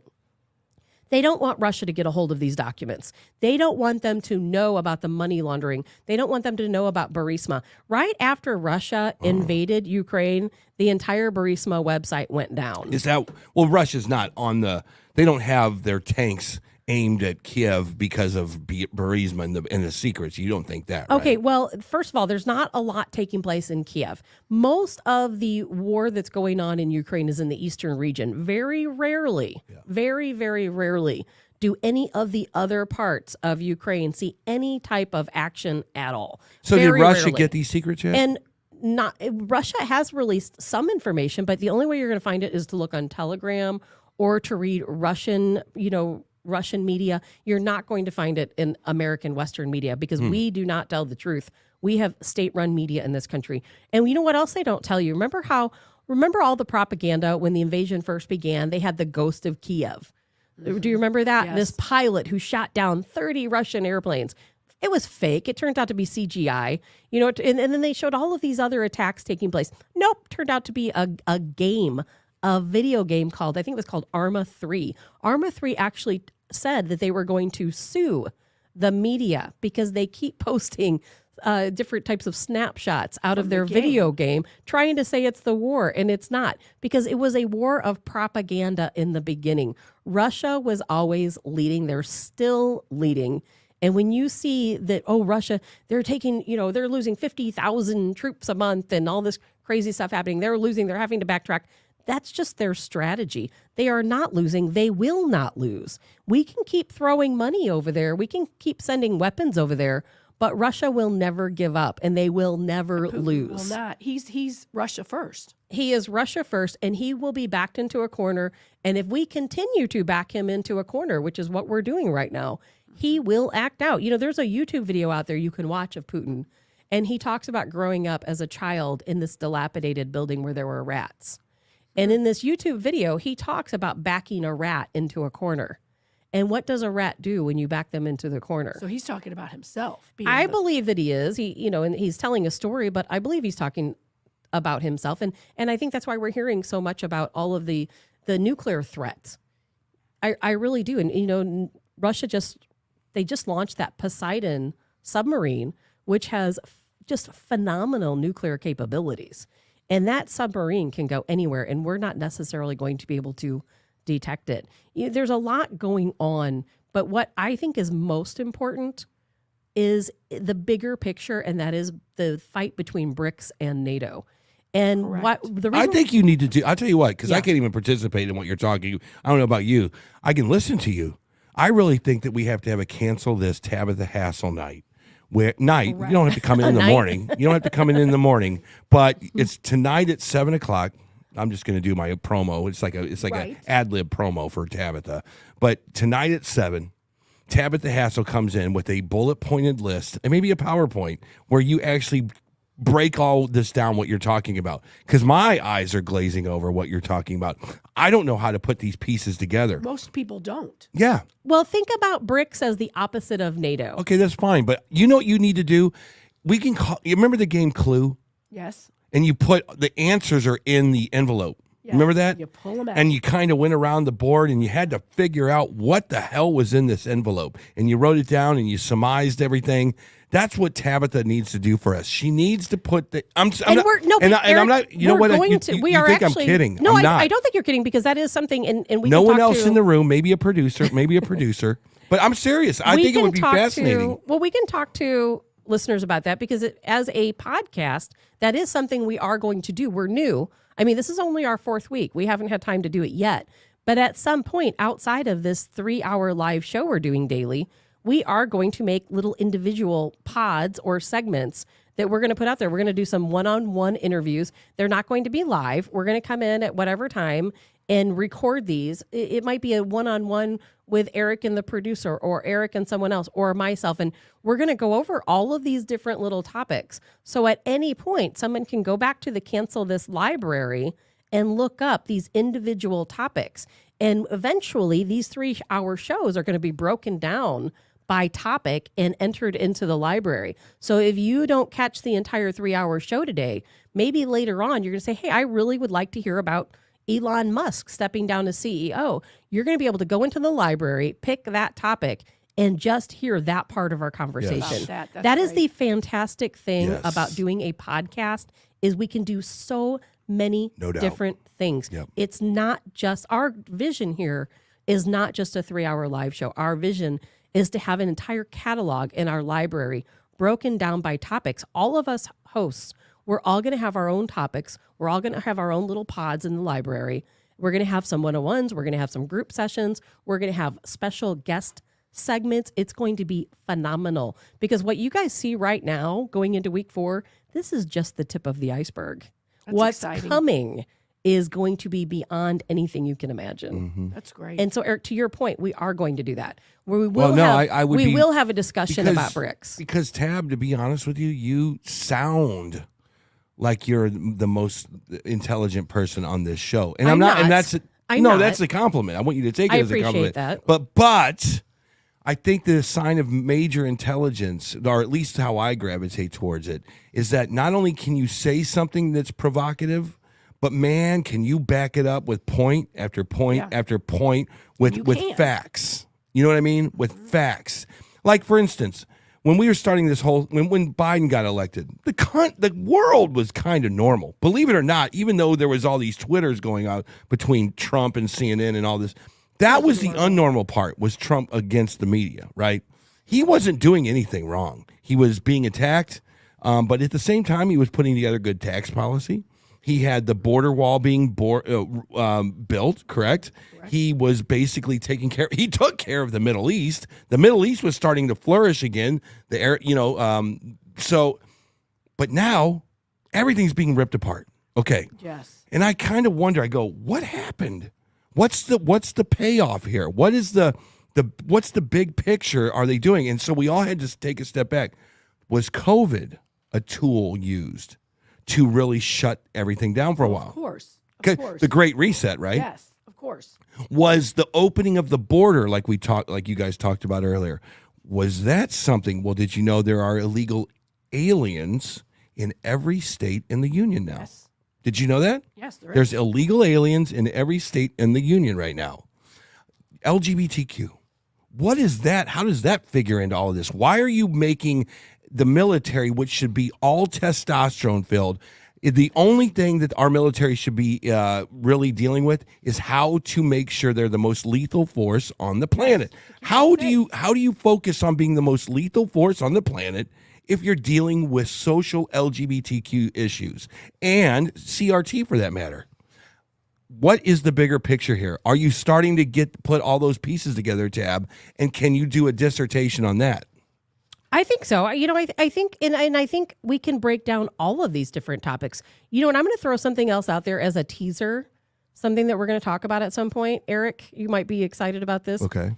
And this is something that I was coming across last night and thinking about last night. Yes. And I don't have all the information gathered yet to prove a good argument.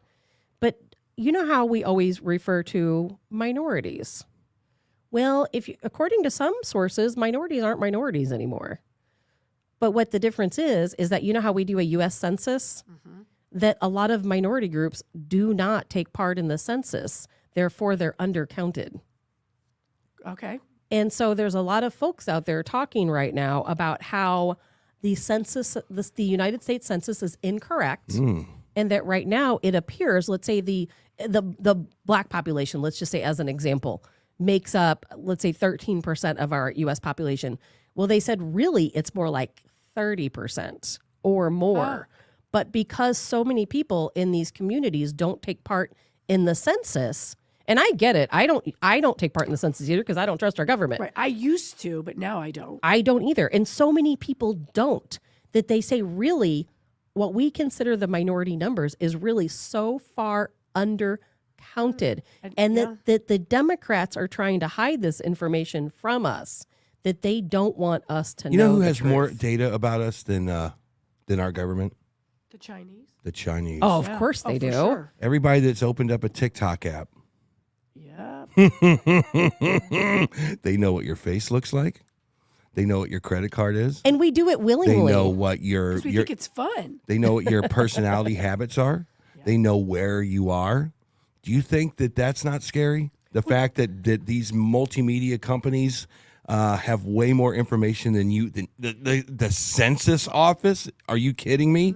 Come on, man. Seriously. Like on your phone, you could be talking about something and you could be talking about babies and you don't even have a baby, but you're talking about it and it pops up an ad. And you'll see the ads. Yes. And not only that, but one thing I've noticed, I don't know if any of you have noticed this, you might not pay that much attention to your social media accounts. And I'm not going to say which one because it'll get us kicked off.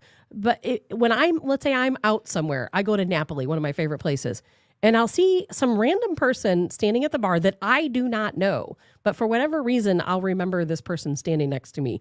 When I go home that day, you know how there's a thing that pops up on social media that says people you may know? It'll be that person. I'll be like, oh my gosh, I don't know this person. I just saw this person. My phone knows who's around me. And you know how we know that I'm not going to say it. Social media works that way is because there is an app on a social media platform called like Friends, like know where your friends are, Friend Circle, something like that.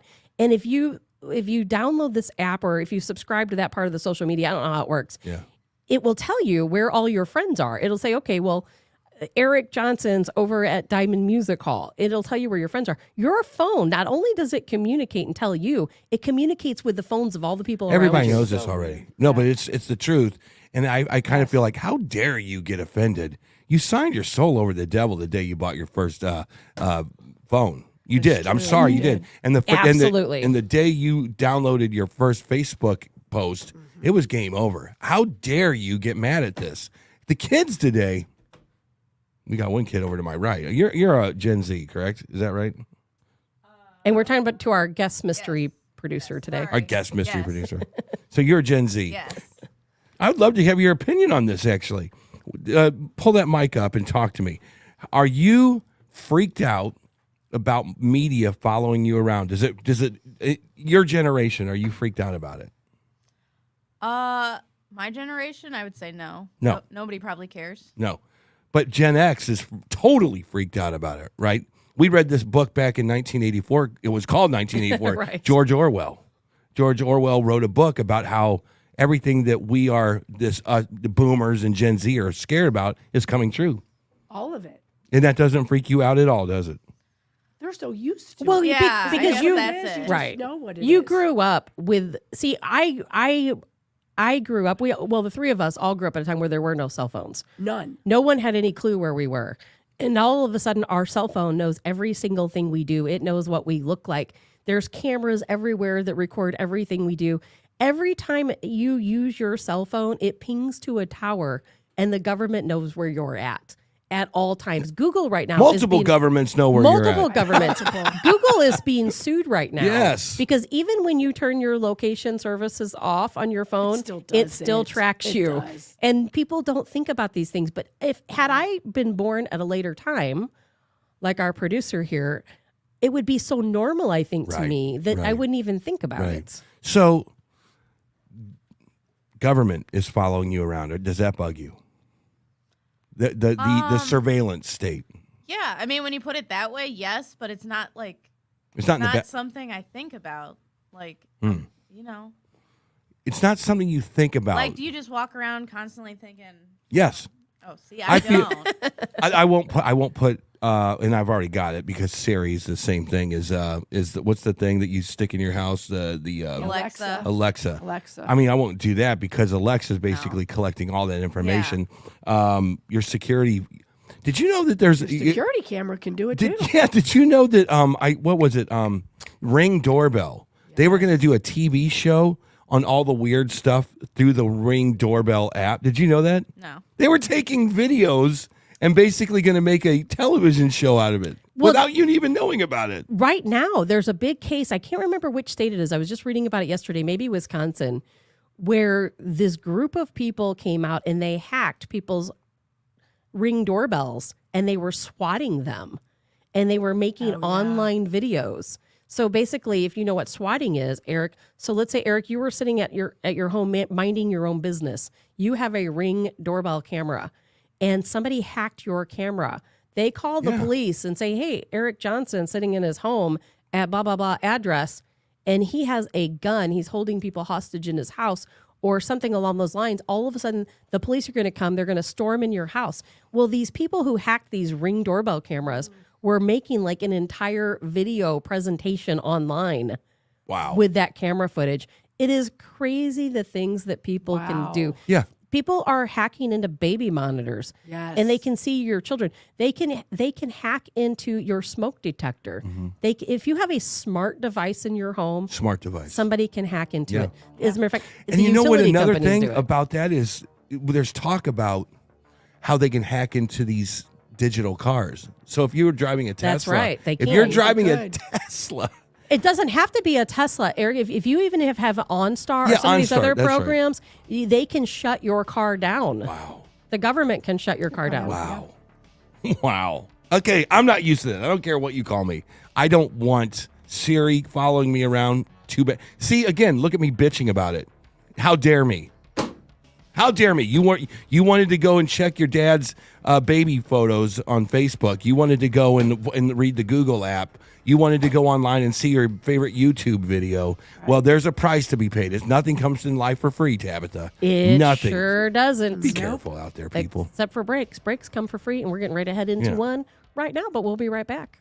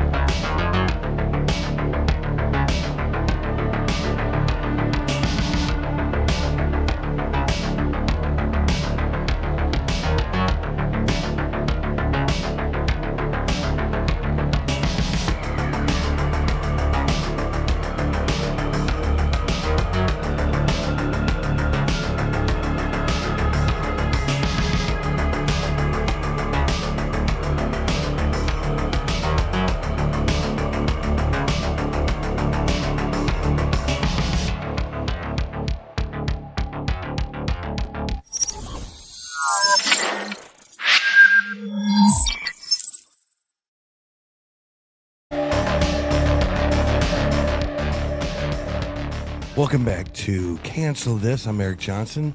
I have Lizzie with me. I have Tabitha Hassel and our special secret producer, secret sauce producer Secret sauce. over here. Our buddy Vic is on assignment with his child to become the next soccer dad up at, not DePaul. What was it? What was the name of it? DePaul University. DePaul University. Yes, it's funny. As soon as he said that, I knew exactly what it was. Yeah. Because growing up in Chicago, a lot of Chicagoans, a lot of the kids I went to school with, went to DePaul. So Very nice. What is their specialty there? Like I know Missouri know. is journalism. There's a lot of journalism classes at Mizzou. I know Lindenwood College is a big journalism school. I'm wondering what the specialty is up here. Maybe nothing. Maybe I it's just a don't liberal know. arts college. Maybe Yeah. it's just a nice 4-year I run would where you get to party. think that there's something going on there specifically that he wants, and maybe Vic will chime in on the comment line and tell us. But I don't know that much about the university. I don't know. You know, $1.7 trillion is about to go through the Congress, probably by the end of this week, probably before they go to Christmas. That's right. Yep. 1.7. Yeah, before and Christmas. When Trillion. was Right. it? When was the threshold? When was the line? And this will tell you everything you need to know about the financial problems that we're having in this country right now. If you want, we have a Gen Zer right here. It used to an expensive car back in the day used to be $20,000. Oh yes. Yes. He had to like pay an luxury like an tax. unattainable car was $20,000 back in my day. Okay. Yes, for sure. Now, if you want a pickup truck that's probably going to break down in 3 or 4 years, you're going to spend $100,000. Oh, absolutely. Yeah. So For sure. right? yes. And that is all. And we have a Gen Zer here. We can literally talk to a Gen Zer, so you can go out into the world and tell us and tell your friends why voting liberal is a really bad idea. Because 1.7 trillion, like this, is going to go out the door in a few days from the United States government, from your taxes. From your money. What that does is it makes your dollar worth nothing. It makes your dollar worth nothing. Now you have to negotiate the places you want to work for $20, $30, $40 an hour. But that $20, $30, $40 an hour is going to get you nothing. You will literally have to go pay a $3,500 rent in a dilapidated apartment building. You will have to go pay, if you want a new car, if you want a new Tesla, you're going to have to go pay $80,000. It's absolutely ridiculous. And that's what ridiculous. So when I see, you can dive into this $1.7 trillion omnibus bill, which is completely irresponsible.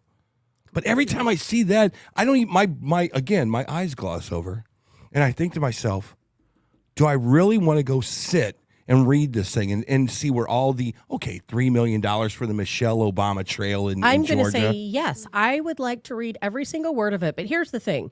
People say, you can go read it later. I don't want to read it later. That's what I'm saying. I don't want to read it later. I think the American people, and I know we've already covered this topic, but I think the American people need to be able to vote on all of these bills. It's our money paying for it. Right. We should be able to read every single word of these bills, and then we should be able to take a vote and say, sure, but I That's want not how my this plays. taxpayer No, dollars to you're go right. to You'll pay do for that. this or for that. In theory, that's great, but the way that we set up our country was not set up for that. Our country was for us to say, Cori Bush, can you please I go? know. Can you please go to Washington and represent us? Right. I'm sure you have our best interest at heart. And then the founders were very smart about that. Most people aren't going to be complete nut jobs and say we want to get rid of cops. Right. I mean, there was no way. And most people do not want to get rid of police. No, but the problem is that what I call the 2% on the left, the 2% rule, those folks are the squeaky Well, those wheels. people are running. Those people are running the Those country right now. 2% are They the are ones that running the have the country. keys to the cockpit. Yes, they do. They are the one making Okay. all the rules. They're the ones making so it the doesn't laws. matter if it's 2% or 98%. That's correct. It doesn't matter, right? Right, because the 98% of us have no say in anything. Correct. You're so, making so much sense today. so if It AOC, really is making sense. so if the left wing, I don't know. I'm not going to speak for you. I love that we have a Gen Zer right next to me. I feel like I'm getting her energy. Most But Gen Zers are liberal, I would say. would you say you're liberal? I am not. She is not. Never mind. But I think they're also getting to that. I think they're not as weird woke as say the millennials, because I think I have two millennials, and then I have like what you are, and she looks at them going, "That didn't work." Are you one of them? Oh, I'm sorry. Are you one of them? Sorry, I need to get there. I'd say no. See, she's chill. Yeah. What you're seeing over Yeah. They here, are kind of chill. what you're seeing over here is she's chill, and she doesn't want to. She's like, this conversation probably doesn't even interest her right now. She's like, I don't get worked up about stuff. she doesn't. But that's how Gen Z is. She will. Yes. Wait till she Yeah. spends more time here. Yeah. I'll get her worked up Yes. about some stuff. But And that's in life that's in admirable. general, That's that is admirable. good That's not to admirable. get worked up. Life is short, man. It's not our spirit, especially in the Christmas but- spirit. It's not our spirit to be so jacked up. I can't agree with you that on Eric. Okay. And You have to get jacked up. I love our producer, one of my favorite people. But I'll tell you what worries me about some of the younger folks is they're not angry. And I think a lot of At it all. is. I'm going to tell you. But I well, think you it's know why, don't you? Well, it's like we just talked about with the cell phone thing, because this is how it was already. Yes. They don't know any different. They don't know how it was before. I always say I am so glad, and I know I'm revealing more about my age, that I grew up in the 80s and the 90s, because it was a time period that you can never replicate. And I know, probably all people say that about their age group. But when you the Roaring 40s. when you grew Roaring up in those 40s. times, Yes. and you saw the freedom that we had, it was so different than where things are now. When we were kids, we could leave our house at 7 a.m. in the summer and ride our bikes all day long.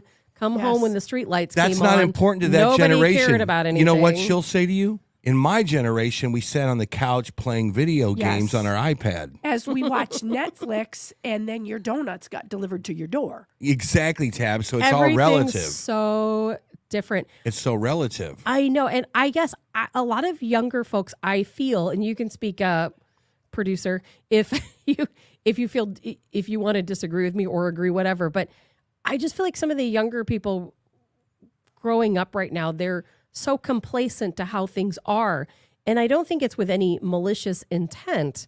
It is just that they were born into this. It's how it already was. They don't see the reason to change things or to fight to change things. And I They feel like like it I'm that over way. here Well, starting my own revolution. Well, you are. But who's going to fight with me? Okay, let me say something. And this Is it only gonna be I don't old mean, people? I do not mean this to be mean. You're not I don't old. mean this to be mean, Tabitha, because I'm kind of in the same boat as you both. Having a conversation about politics, when I come out and they say, "What's the best music?" I say, "Well, there's no doubt about it, Led Zeppelin. There's no doubt about it." Millennials and Gen Zers will look at me like I'm a complete old, get back in the closet, you're about ready to die kind of dude. And those are when you say you're about ready to start a revolution, the younger generation is like, what is wrong with you? Why Yeah. can't you just live life, man? I know. So your I revolution know. is literally going to be the same It's going to be the as a geriatric revolution. 1960s Let it be. as a 1960s hippie telling you that Jimi Hendrix, why don't they bring back Jimi Hendrix? You know why? Because the millennials, they want to hear EDM music, and they want to hear heavy metal that has 7 strings on the guitar, not 6 strings anymore. What represents your revolution has nothing to do with their revolution. Do you see what I'm saying? And I've heard you say in the I past, Eric, get that it. we've got to get them. We've got We to get them do. involved. Well, you Because got- if we okay. don't, they're the future. Now let me circle back. You ready for me to circle back? Circle back. Sure. Circle back. $1.7 trillion stimulus omnibus bill coming out. You can read it if you want. It's kind of insignificant. They're going to blow $1 trillion with a T when in the past we used to blow billions. When you had a trillions. when you had a $50 billion budget back in the Clinton days and before that, it was a lot of money. No one ever said trillion. Okay, here's the deal, millennials and Gen Zers. I hope you don't like money because it's worthless now. I hope you don't care that you have to live in your parents' basement forever because you can't afford a $2,800 apartment in St. Peters, Missouri. That's me. Is that you? You're one of many. Okay, Yeah. stop. But you're a student. Yeah. No. Listen That's to me. different. No, hold on. That is not fair. I was a student, and I tell you what, I worked at Chuck E. Cheese Chuck E. I was Chuck E. Cheese. I walked I around love being Chuck E. Chuck E. Cheese. I made like $10 an hour back then, and I had my own apartment I bet because you did. because inflation wasn't out of control, because our government filled potholes back then. And I'm not trying to be mean, but you're when right I about see when I see Gen Z voting for these people who are allowing us to go this broke and our dollar become this insignificant, man, remember when I talked about how dare you bitch about having a cell phone and being tracked? Remember when I said that? Yep. How dare you bitch about not having any money because you voted for these people? How dare you? You guys did this. We didn't do this. Tabitha Hassel didn't do this. But it's cyclical, Eric, and there's I can't remember how the wording goes, but there is you could call it like a little proverb or something along those lines where they talk about generations and how the generation, let's say our grandparents that grew up during the Great Depression, they had such a difficult time that they really learned to the value of the dollar. When my grandfather, when I would go to his house, him giving me $20, let's say for Christmas, was like me giving $1,000 to my son. They learned the value of food. They didn't waste food. They ate everything. They didn't throw things away. They saved every single thing. That generation did that. And that meant the generation below them, their children, also learned some of those values. But then because that generation learned those values and things came a little bit easier to them, now to their children, they've given them everything. I know I'm not saying that right. You're making sense. So does that mean like our kids today that are trying to, graduated college or didn't or whatever, and are wanting to go on their own, things too are they easy. now right? We've made things too easy. At some point between our grandparents that grew up during the Great Depression who valued the dollar, you hear those stories about people saving their tinfoil. Oh, they did. Back They in reused the their day, plastic they bags and reused tinfoil. everything. And then their kids loosened up a little bit. And now we loosened up completely. And now we have so many people. I'm one of those parents. My ex and I, we've done so much for my son that he's been handed everything. Everything's just handed to him. He's not had to work for anything. It's just handed to him. And they say that every time you have that generation where you hand everything to that generation, it causes us to be weak. And then at some point we fall back to hard times where people have to go back like the Great Depression and learn these lessons over again. I feel like I'm killing everyone's brain cells talking about this because I'm not you're explaining it right. But so these very kids that we've given everything to, and we're all guilty of that, do they now have to like go, oh, holy crap, I now have to save my tinfoil? Because that's where it's headed Yes. to. Well, They can't get out of their house, their Well, parents' houses. Okay. So yes, the answer is yes. If you have a successful home life, let's say you bought that house in St. Charles or Ladue or in Chesterfield or wherever it is that you bought a house, and over the last 10 years you've paid your mortgage and you've lived comfortable. You're in your means. You're not rich by any stretch of imagination, and then all of a sudden you're like, the food that I purchase for my house. And obviously you're not going to be a millennial or a Gen Z at this point if you're living in this house for 10 years. But you've built it up. You have a nice Christmas party every year. You can afford Thanksgiving. There's a car in the garage, maybe a pickup truck, so you can go blah, blah, blah. That's the problem there is now you have a household that can't afford to do anything anymore. The vacations that you want to take, You can't take them anymore. I'm sorry, you can't go. Maybe you can try to figure out how to pay for the gas and stuff everyone in the car. But what you did before, the lifestyles of people is going to start to deteriorate. Okay. But see, that's going to happen to our generation first. It's going to happen to the people that do have acquired some wealth, that have acquired a life. And that quality of life is going to start to diminish. Yeah. Her generation is not even going to be able to get their foot in the starting block. They're not going to be able to figure. Not everybody can be a TikTok influencer. I'm sorry, it's not going to happen. Not everybody can be. Not everybody. Not everybody can get a college scholarship to go play football. It's not going to happen. The majority of people are looking for a job, and when you can go get that $20 an hour job at Amazon, congratulations. I'm not totally sure how you're going to figure out how to pay these extended rates, and you're not getting a mortgage because your government just jacked up the interest rates so high that you're not going to be. So how? And I slam my hand down on the damn table. How do you guys still vote for that garbage? Well, Eric, that's where things have changed so much. That's why we now have liberals. Because remember, the colleges are churning out liberals like mad. We have all of these folks coming in across our southern border. All of these people want universal basic income. They all want socialism. We have all of these young folks fighting for socialism. And a few moments ago, our very own Vic Faust sent us a text, and it talked about how people these days can make more money on social welfare programs than they can if they Working. work. So Yep. if you have, and I know this, a lot of people already have caught on to this, but there's a lot of folks out there who say, okay, well, especially right now under the Biden administration, I'm going to have 4 kids. I'm going to get food stamps for all of my kids. I'm going to get free health care. If I don't work and I have children, I can have all of my expenses paid. And just think during COVID shutdowns, people were making, with 3 or 4 kids, making thousands of dollars Yes. a month Yes, between staying food stamps home. and cash assistance programs for not working. Now, and let me then give people you- ask, let- why let isn't me- anyone working? Let me throw another little monkey wrench in this thing. Okay. Bring it The on. border is open. Wide. You know why? Because these people work for cheap, for nothing. They do remedial jobs. and they, we need them because Americans sure don't want to do well, it. they come into communities such as, again, St. Charles. They come into New York City.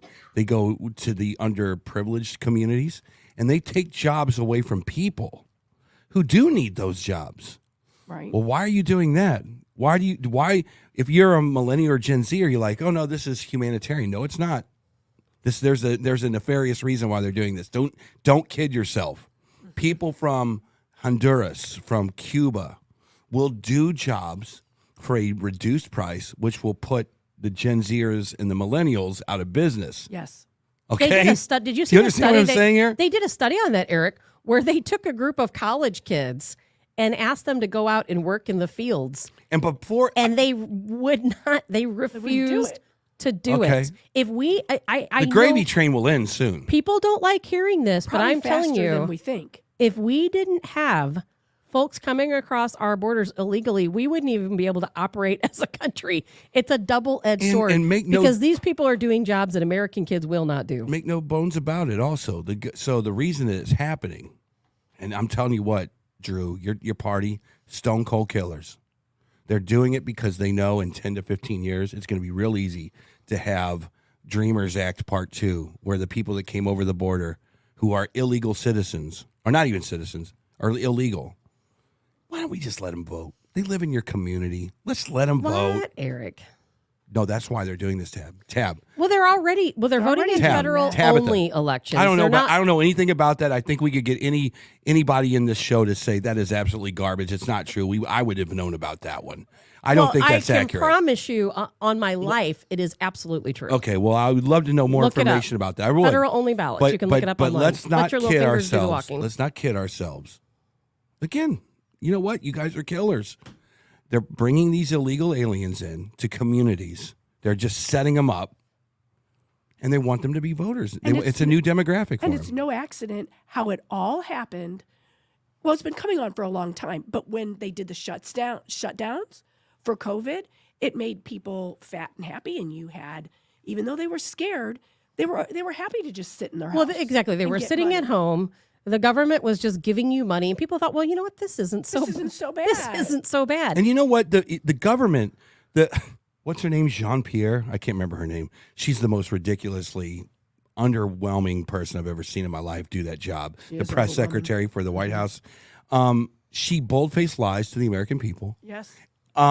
They have no. There's the reason I know that this is true. And I'm not like Tabitha. I don't just espouse things because I think it's true. I try to. And did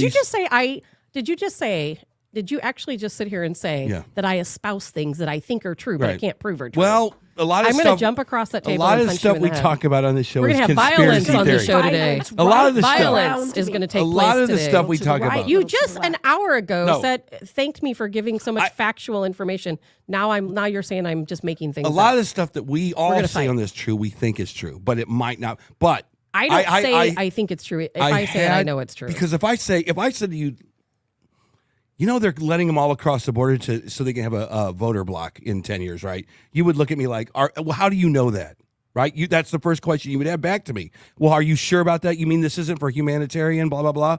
This isn't whatever. And Well, that's called okay, speculation. That's right. different. And I could Right. say that as a matter of fact, but let me tell you why now I'm pretty positive that that's what this is about. The Biden administration could shut this down. And you know what? Of course they could shut it would be down. politically favorable to them to do it. Say, we agree, guys. We wanted the humanitarian outreach. This is getting out of hand. We're shutting the border down. We're not getting rid of Title 42. We're going to. But last night, they went and argued at the Supreme Court to say, we want this thing gone. And it makes no sense. It makes no sense. Politically, it's not popular No. to make this thing go away So why are they doing it? because they want the influx of illegal aliens in this country so that they can place them like little pawns. Strategically, Yes. And make, like you talked about earlier, red places blue. yes. Lee Summit, Springfield, Missouri. I mean, that it's already happening. It is. I went to college in Springfield in the 80s, and it was a conservative town. My daughter goes in, 2015, 16, 17, and it's so liberal. So liberal. Most college towns, like They we are. spoke about earlier in the show, are very liberal. And by the way, people are asking, just a reminder, everyone, this is Lizzie Sparks in with us today. Hi. We have a guest producer in, of course, Eric Johnson, myself. Vic is out on assignment. And before we get too far, I want to remind everyone, if you support the show, if you like what you hear, we want you to go out to our website, cancelthisshow.com. And on that show, if you go to menu, you'll be able to see all of the places this show streams. And go on to each of those tabs, open those up, go to those different social media platforms, and follow us. Because just listening to us here, it's wonderful, but we need you to follow us on all of those different social media platforms. That's how you support us here. Please. If you like the show, share the show. Share, And we're share, just having a share. conversation. That's why we want to share it. Well, and you know, It's John important. on this And line there's getting ready still to be a says there is beatdown. dinosaurs. I John- saw that. John wants you to know there's dinosaurs.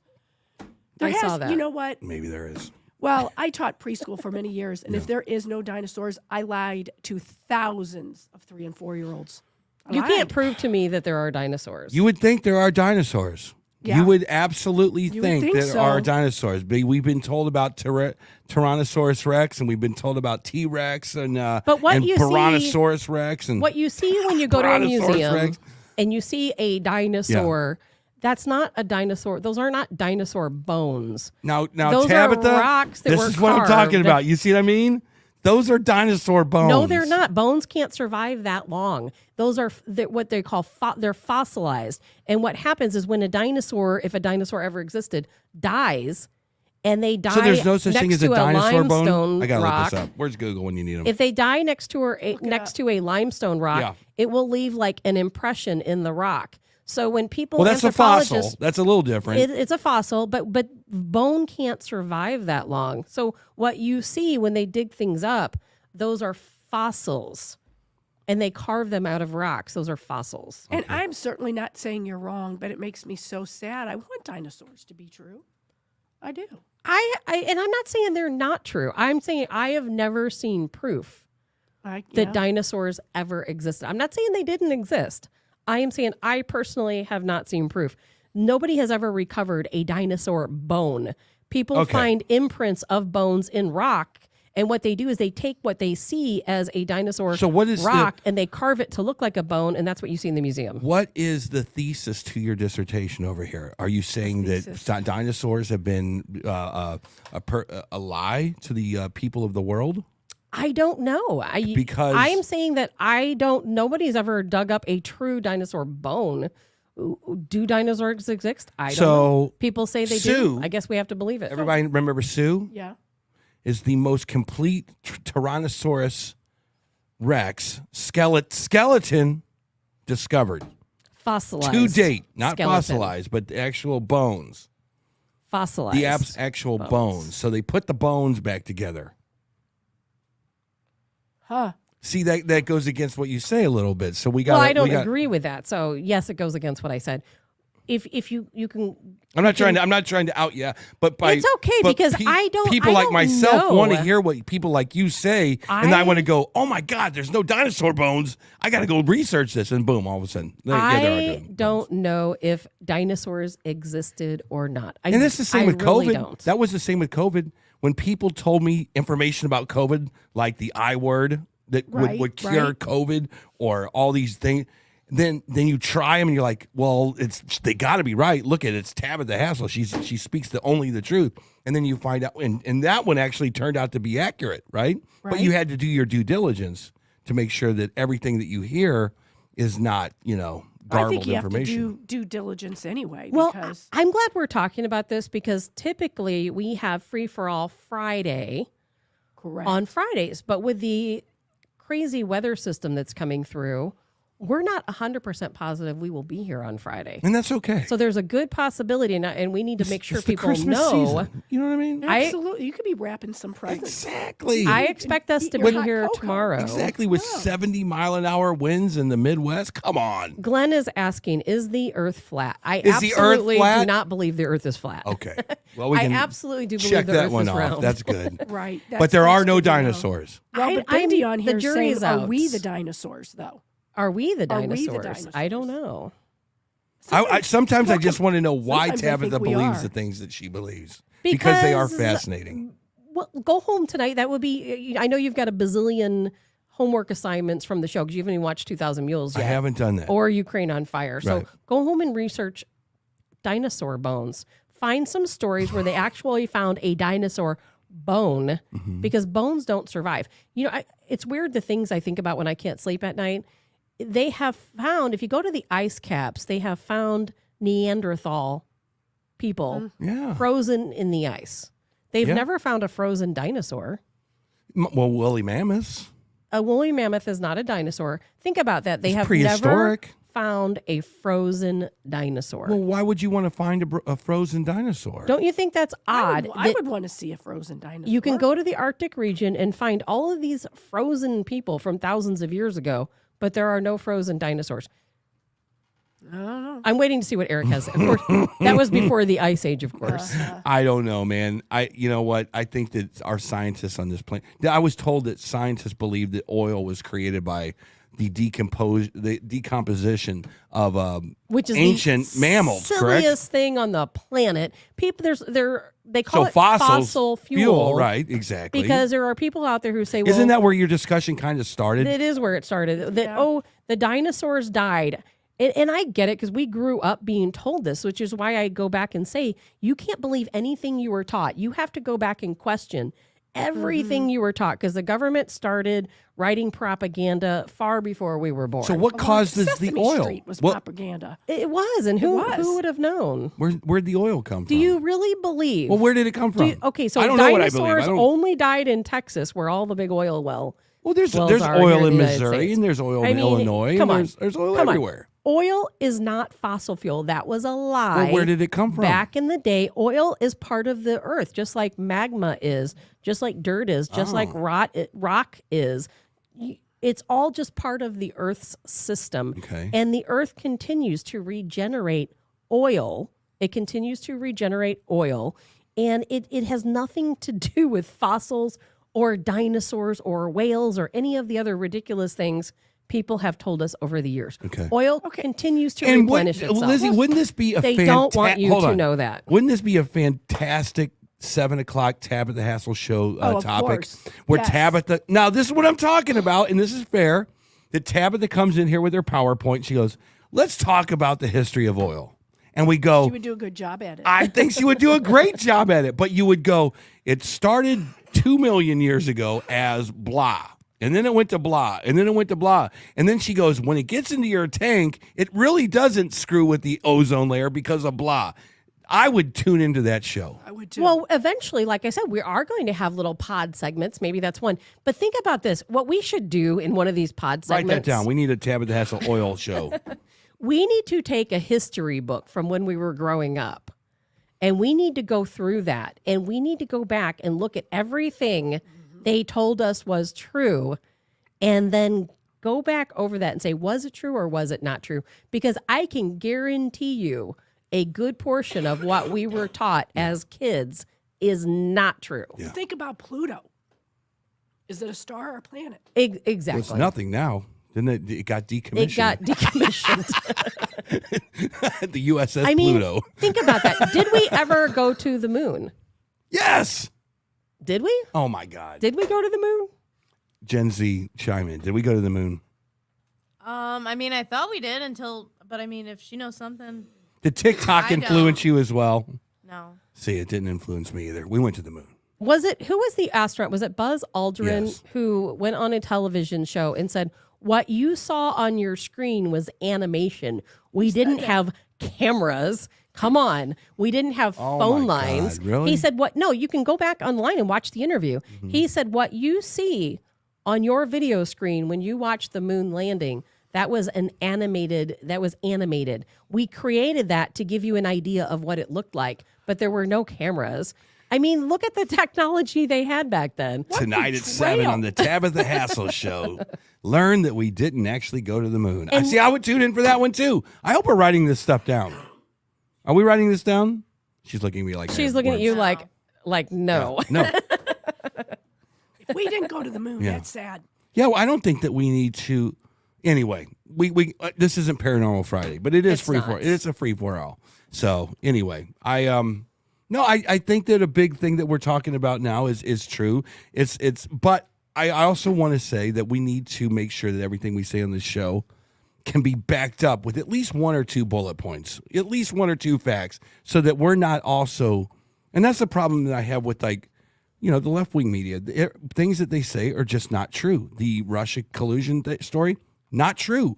Dinosaurs being not real, maybe not true. But we have to have some facts to back that stuff up. Well, exactly. It works both ways for me. And go out and find the sure. facts. And, another free for all Friday discussion is how is it that you can go back to some of these old caves and see hieroglyphics of airplanes and helicopters and spaceships? What really happened back then? There's I'd like something. to know. Yes, ma'am. I agree with you 100%. There's something so fascinating. Or space travelers, like astronauts. Absolutely so. If you go online, Can you explain a little bit more what you're talking about? Because this is fascinating to me. Hieroglyphics in different parts of the world, Correct. Found in caves, which are ancient drawings. found in South America, found in Egypt, found in China. How did they know what a helicopter looked like? How did they draw what we consider to look like a UFO? I mean, how did they draw all these different things? It really makes me think, and this is my speculation, is that at one point, Yeah. humans had technology. At one point, we had technology. Something happened to where we lost that technology. We did something to ourselves. Maybe we evolved to a point to where we took ourselves back to the Stone Ages, if that makes sense. And people will say that sounds crazy, but we're kind of there right now because here we have Germany, the country of Germany right now. They because of all these restrictions against Russia, they're not going to have any fuel for winter. They're literally telling German citizens, if you want to be warm this winter, go down and cut a tree down because you're going to have to use firewood. I don't think it's outside of the realm of possibility that at some point we evolved so far that we destroyed ourselves. So what do you? Okay, bring it back home. And maybe to, some of us, bring maybe it some back home humans to the had pyramids. space travel. Well, Maybe Wait a some minute. humans had space travel back then. Space and they travel? all left the Earth. No, I think we're what's you're- left. I think what you're talking about is time travel. I believe in time travel. I think space travel, we would have had multiple events where we would have been able to find rockets. Maybe right? It would have been aliens. buried somewhere. We would have seen something, right? Well, I'm glad you brought that up because that's exactly where I was going a few minutes I ago. mean, that's the only way I know how to get to space. You can go online right now and look at it. It's not easy to find, but you can go on, let's say, YouTube and find it. You can go and see videos. Nobody goes to the Arctic, right? Nobody's there right now. A lot of people are there right now. Russia's there. China's there. They're breaking ice. They're exploring the Arctic. They're planning on taking over the Arctic region. It's a huge deal right now. We talked about that on a different show, and we'll save it for another show again. There's video out there that if you look at past explorers that went to the Arctic region, there was an entire civilization there. an entire civilization. And it is Are you wild sure about that? to see what they found. Are you sure about it? Are you talking about TikTok videos? No, I'll it's tell not you a what, TikTok video. I'll tell you what.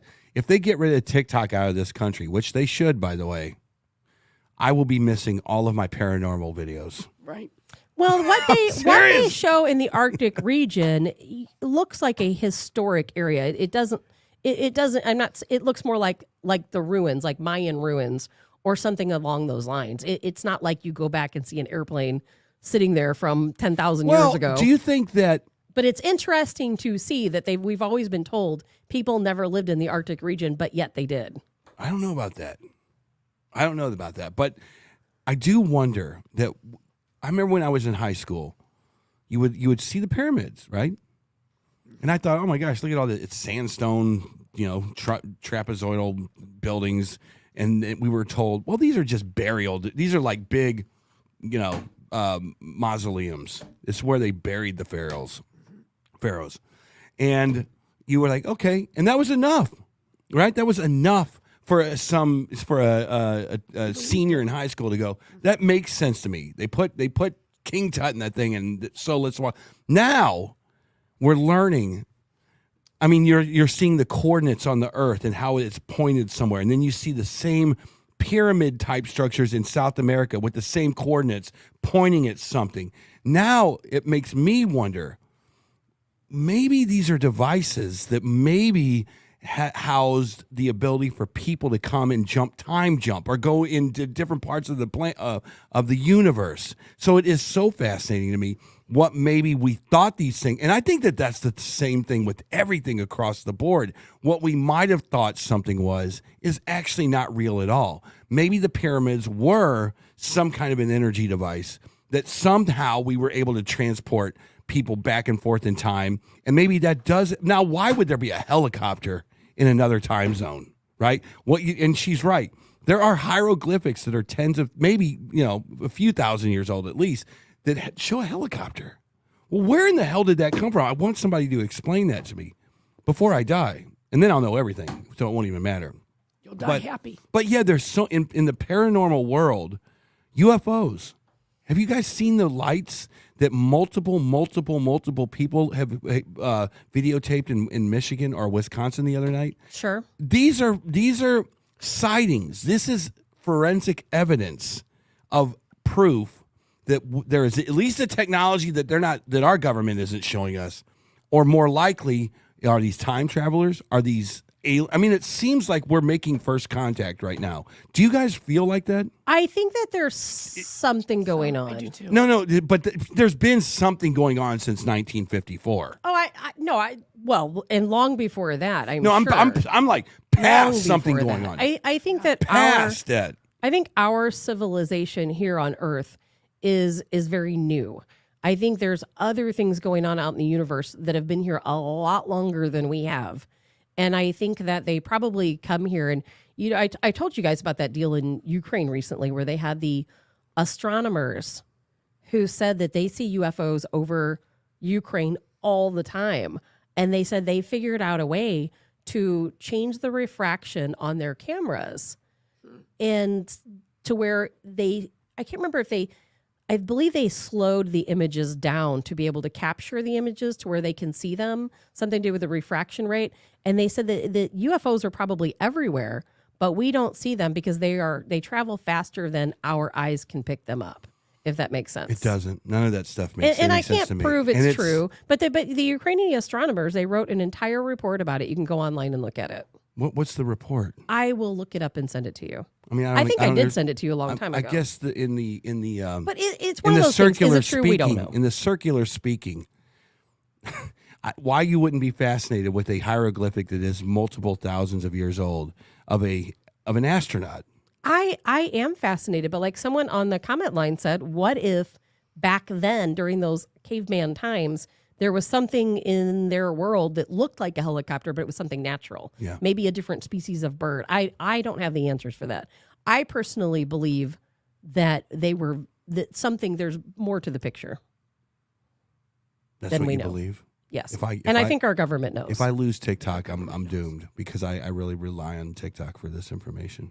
My kids do too. and the ghost pictures.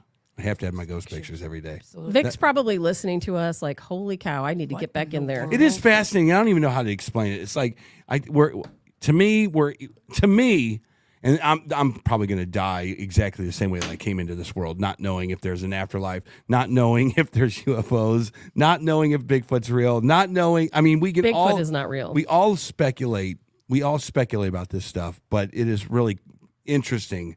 These crazy little stories. And it's not just us. Everyone speculates about these They things. do. Everybody does. And I don't think Bigfoot is real either. You don't think Bigfoot's real? No. Okay. If Bigfoot's real, not real, then neither are chupacabras. I do have a question for you guys. I literally don't even know what that means. I don't either. Because we're expecting this crazy winter weather Yes. storm coming through, have you changed your family's holiday plans? No, not so far. Well, kind of. I mean, everybody's on Armageddon watch. Sure. Do Have you? Yes, as of right now, I have. And the reason why, well, my stepfather's 89 years old. I don't want him to get out in the weather. You know, I think that tomorrow on Thursday, I do think we're going to have an accumulation of snow. I do think we're going to have blizzard-like conditions because we're going to have wind gusts around 40 miles per hour with dry snow, which typically does lead to blizzard conditions. I do expect that. But what really worries me the most is when you have wind chills that are negative 30 degrees below zero. That's really cold. I'm cold when it's 30 degrees outside. And to think that it's going to be negative 30 with the wind chills, that's Great. really That is- cold. That is Yeah. cold. That's really cold. And so for me personally, I have postponed my family Christmas to get together because there's so few of us these days. I want us all to be together, and that's not probably going to happen on Christmas Day. So what day did you move it to? We haven't decided yet. Probably just the first warm, decent day we have. It sounds like it's going to be really sunny though on Christmas Day. Yeah, you'll be fine. And the on day Christmas. after, but the wind chill's still going to be like negative 20 to 25 on Christmas You've Day. lived in St. Louis long enough to where you have a coat here or there. That's different though. It's not about me. I'm fine. You know, I can dress in layers and I'm perfectly fine. It's the people that I worry about are the elderly people who their body temperatures don't regulate as well, and they should definitely not be out in this weather. True. That's my concern. You'll be fine. You have a Jeep. I'm not worried about me. Actually, I take that back. You did run into a stop sign last year. Yes, I did. Even Jeep slide and ice. So I take back everything I said. You will not be fine. Stay home and watch MASH. Well, and we've postponed our kickoff party. It was supposed to be That's tomorrow. fine. That's no problem. So we're going, no, it's going to be better. It's going to be better because next Thursday, when we have our kickoff party at 7 p.m. at Wenty's, it's going to be fantastic. So what did we learn today on our show? You guys broke down some good stuff. $1.7 trillion. That Eric thinks I'm lying every day. I do not think you're lying every day. I think that another thing we learned today is Tabitha Hassel needs to have her own show in the evening. So he doesn't have to listen to me? which I would listen to intently. And I think that people do want to hear that. I think that that's another thing we learned. We learned that Wenty's is being postponed. I think today was a good day without Vic Faust while he's out. We have missed Vic, Yeah, we our have fearless leader. Completely missed Vic Faust. Completely. But I think that we learned a lot of good stuff today. It did. And we lost a few brain cells as well And along the way. Did I don't We think always we do. embarrassed it too bad. And we Yeah. had Lizzie Sparks join us today. Yeah. We have a special guest producer. People have been asking where Scotty is. Scotty is under the weather today. Yeah. But he will be back. He exposed us all to influenza A yesterday. Yeah, Thanks, passing Scotty. around this nasty cough. I know is you're what we're sounding doing. worse and worse as the show I goes know, on. You sound terrible. But You you're probably need to go looking home and better go to and better. bed. So it's bizarre. It's like this thing that is go. the trajectory is going two different ways. We started out with Girl Power Hour. Yeah. Girl Power Hour. Eric came in and raised up the heat. I should not have come in. I'm not playing. Stop. No, stop, I'm stop, serious. stop. You guys, Stop. you guys were fantastic today, and it's good to know that this podcast now can handle this. That I would watch this every single day. Well, I'm glad you came in because I'll tell you have. Came in too. I love your energy. When Eric's in the room, it doesn't matter who is here or what energy is here. It goes up by about 50 notches. 100%. Wow, I love it. I absolutely love it. doesn't mean I'm right. Well, you're not right. Doesn't mean I'm wrong. But No. just kidding, Tab. We agree on most issues, not everything, but most issues. But we see things from different viewpoints, and I think that's good. Yeah. Can't be the same. We'd be boring. Yes. I think I've said everything I need to say today. I really do. And now you're going to call it a Yeah, day. I'm going to call it a day. I'll be Well, over here if you need me. Hopefully, I expect us to be here tomorrow morning. I don't think we're going to have any crazy weather today. Vic will be back in tomorrow. Eric and I will be back in tomorrow. Not sure about Scotty. We'll see how he's feeling. We may have our guest producer back. We will see what happens. And Friday's still up in the air.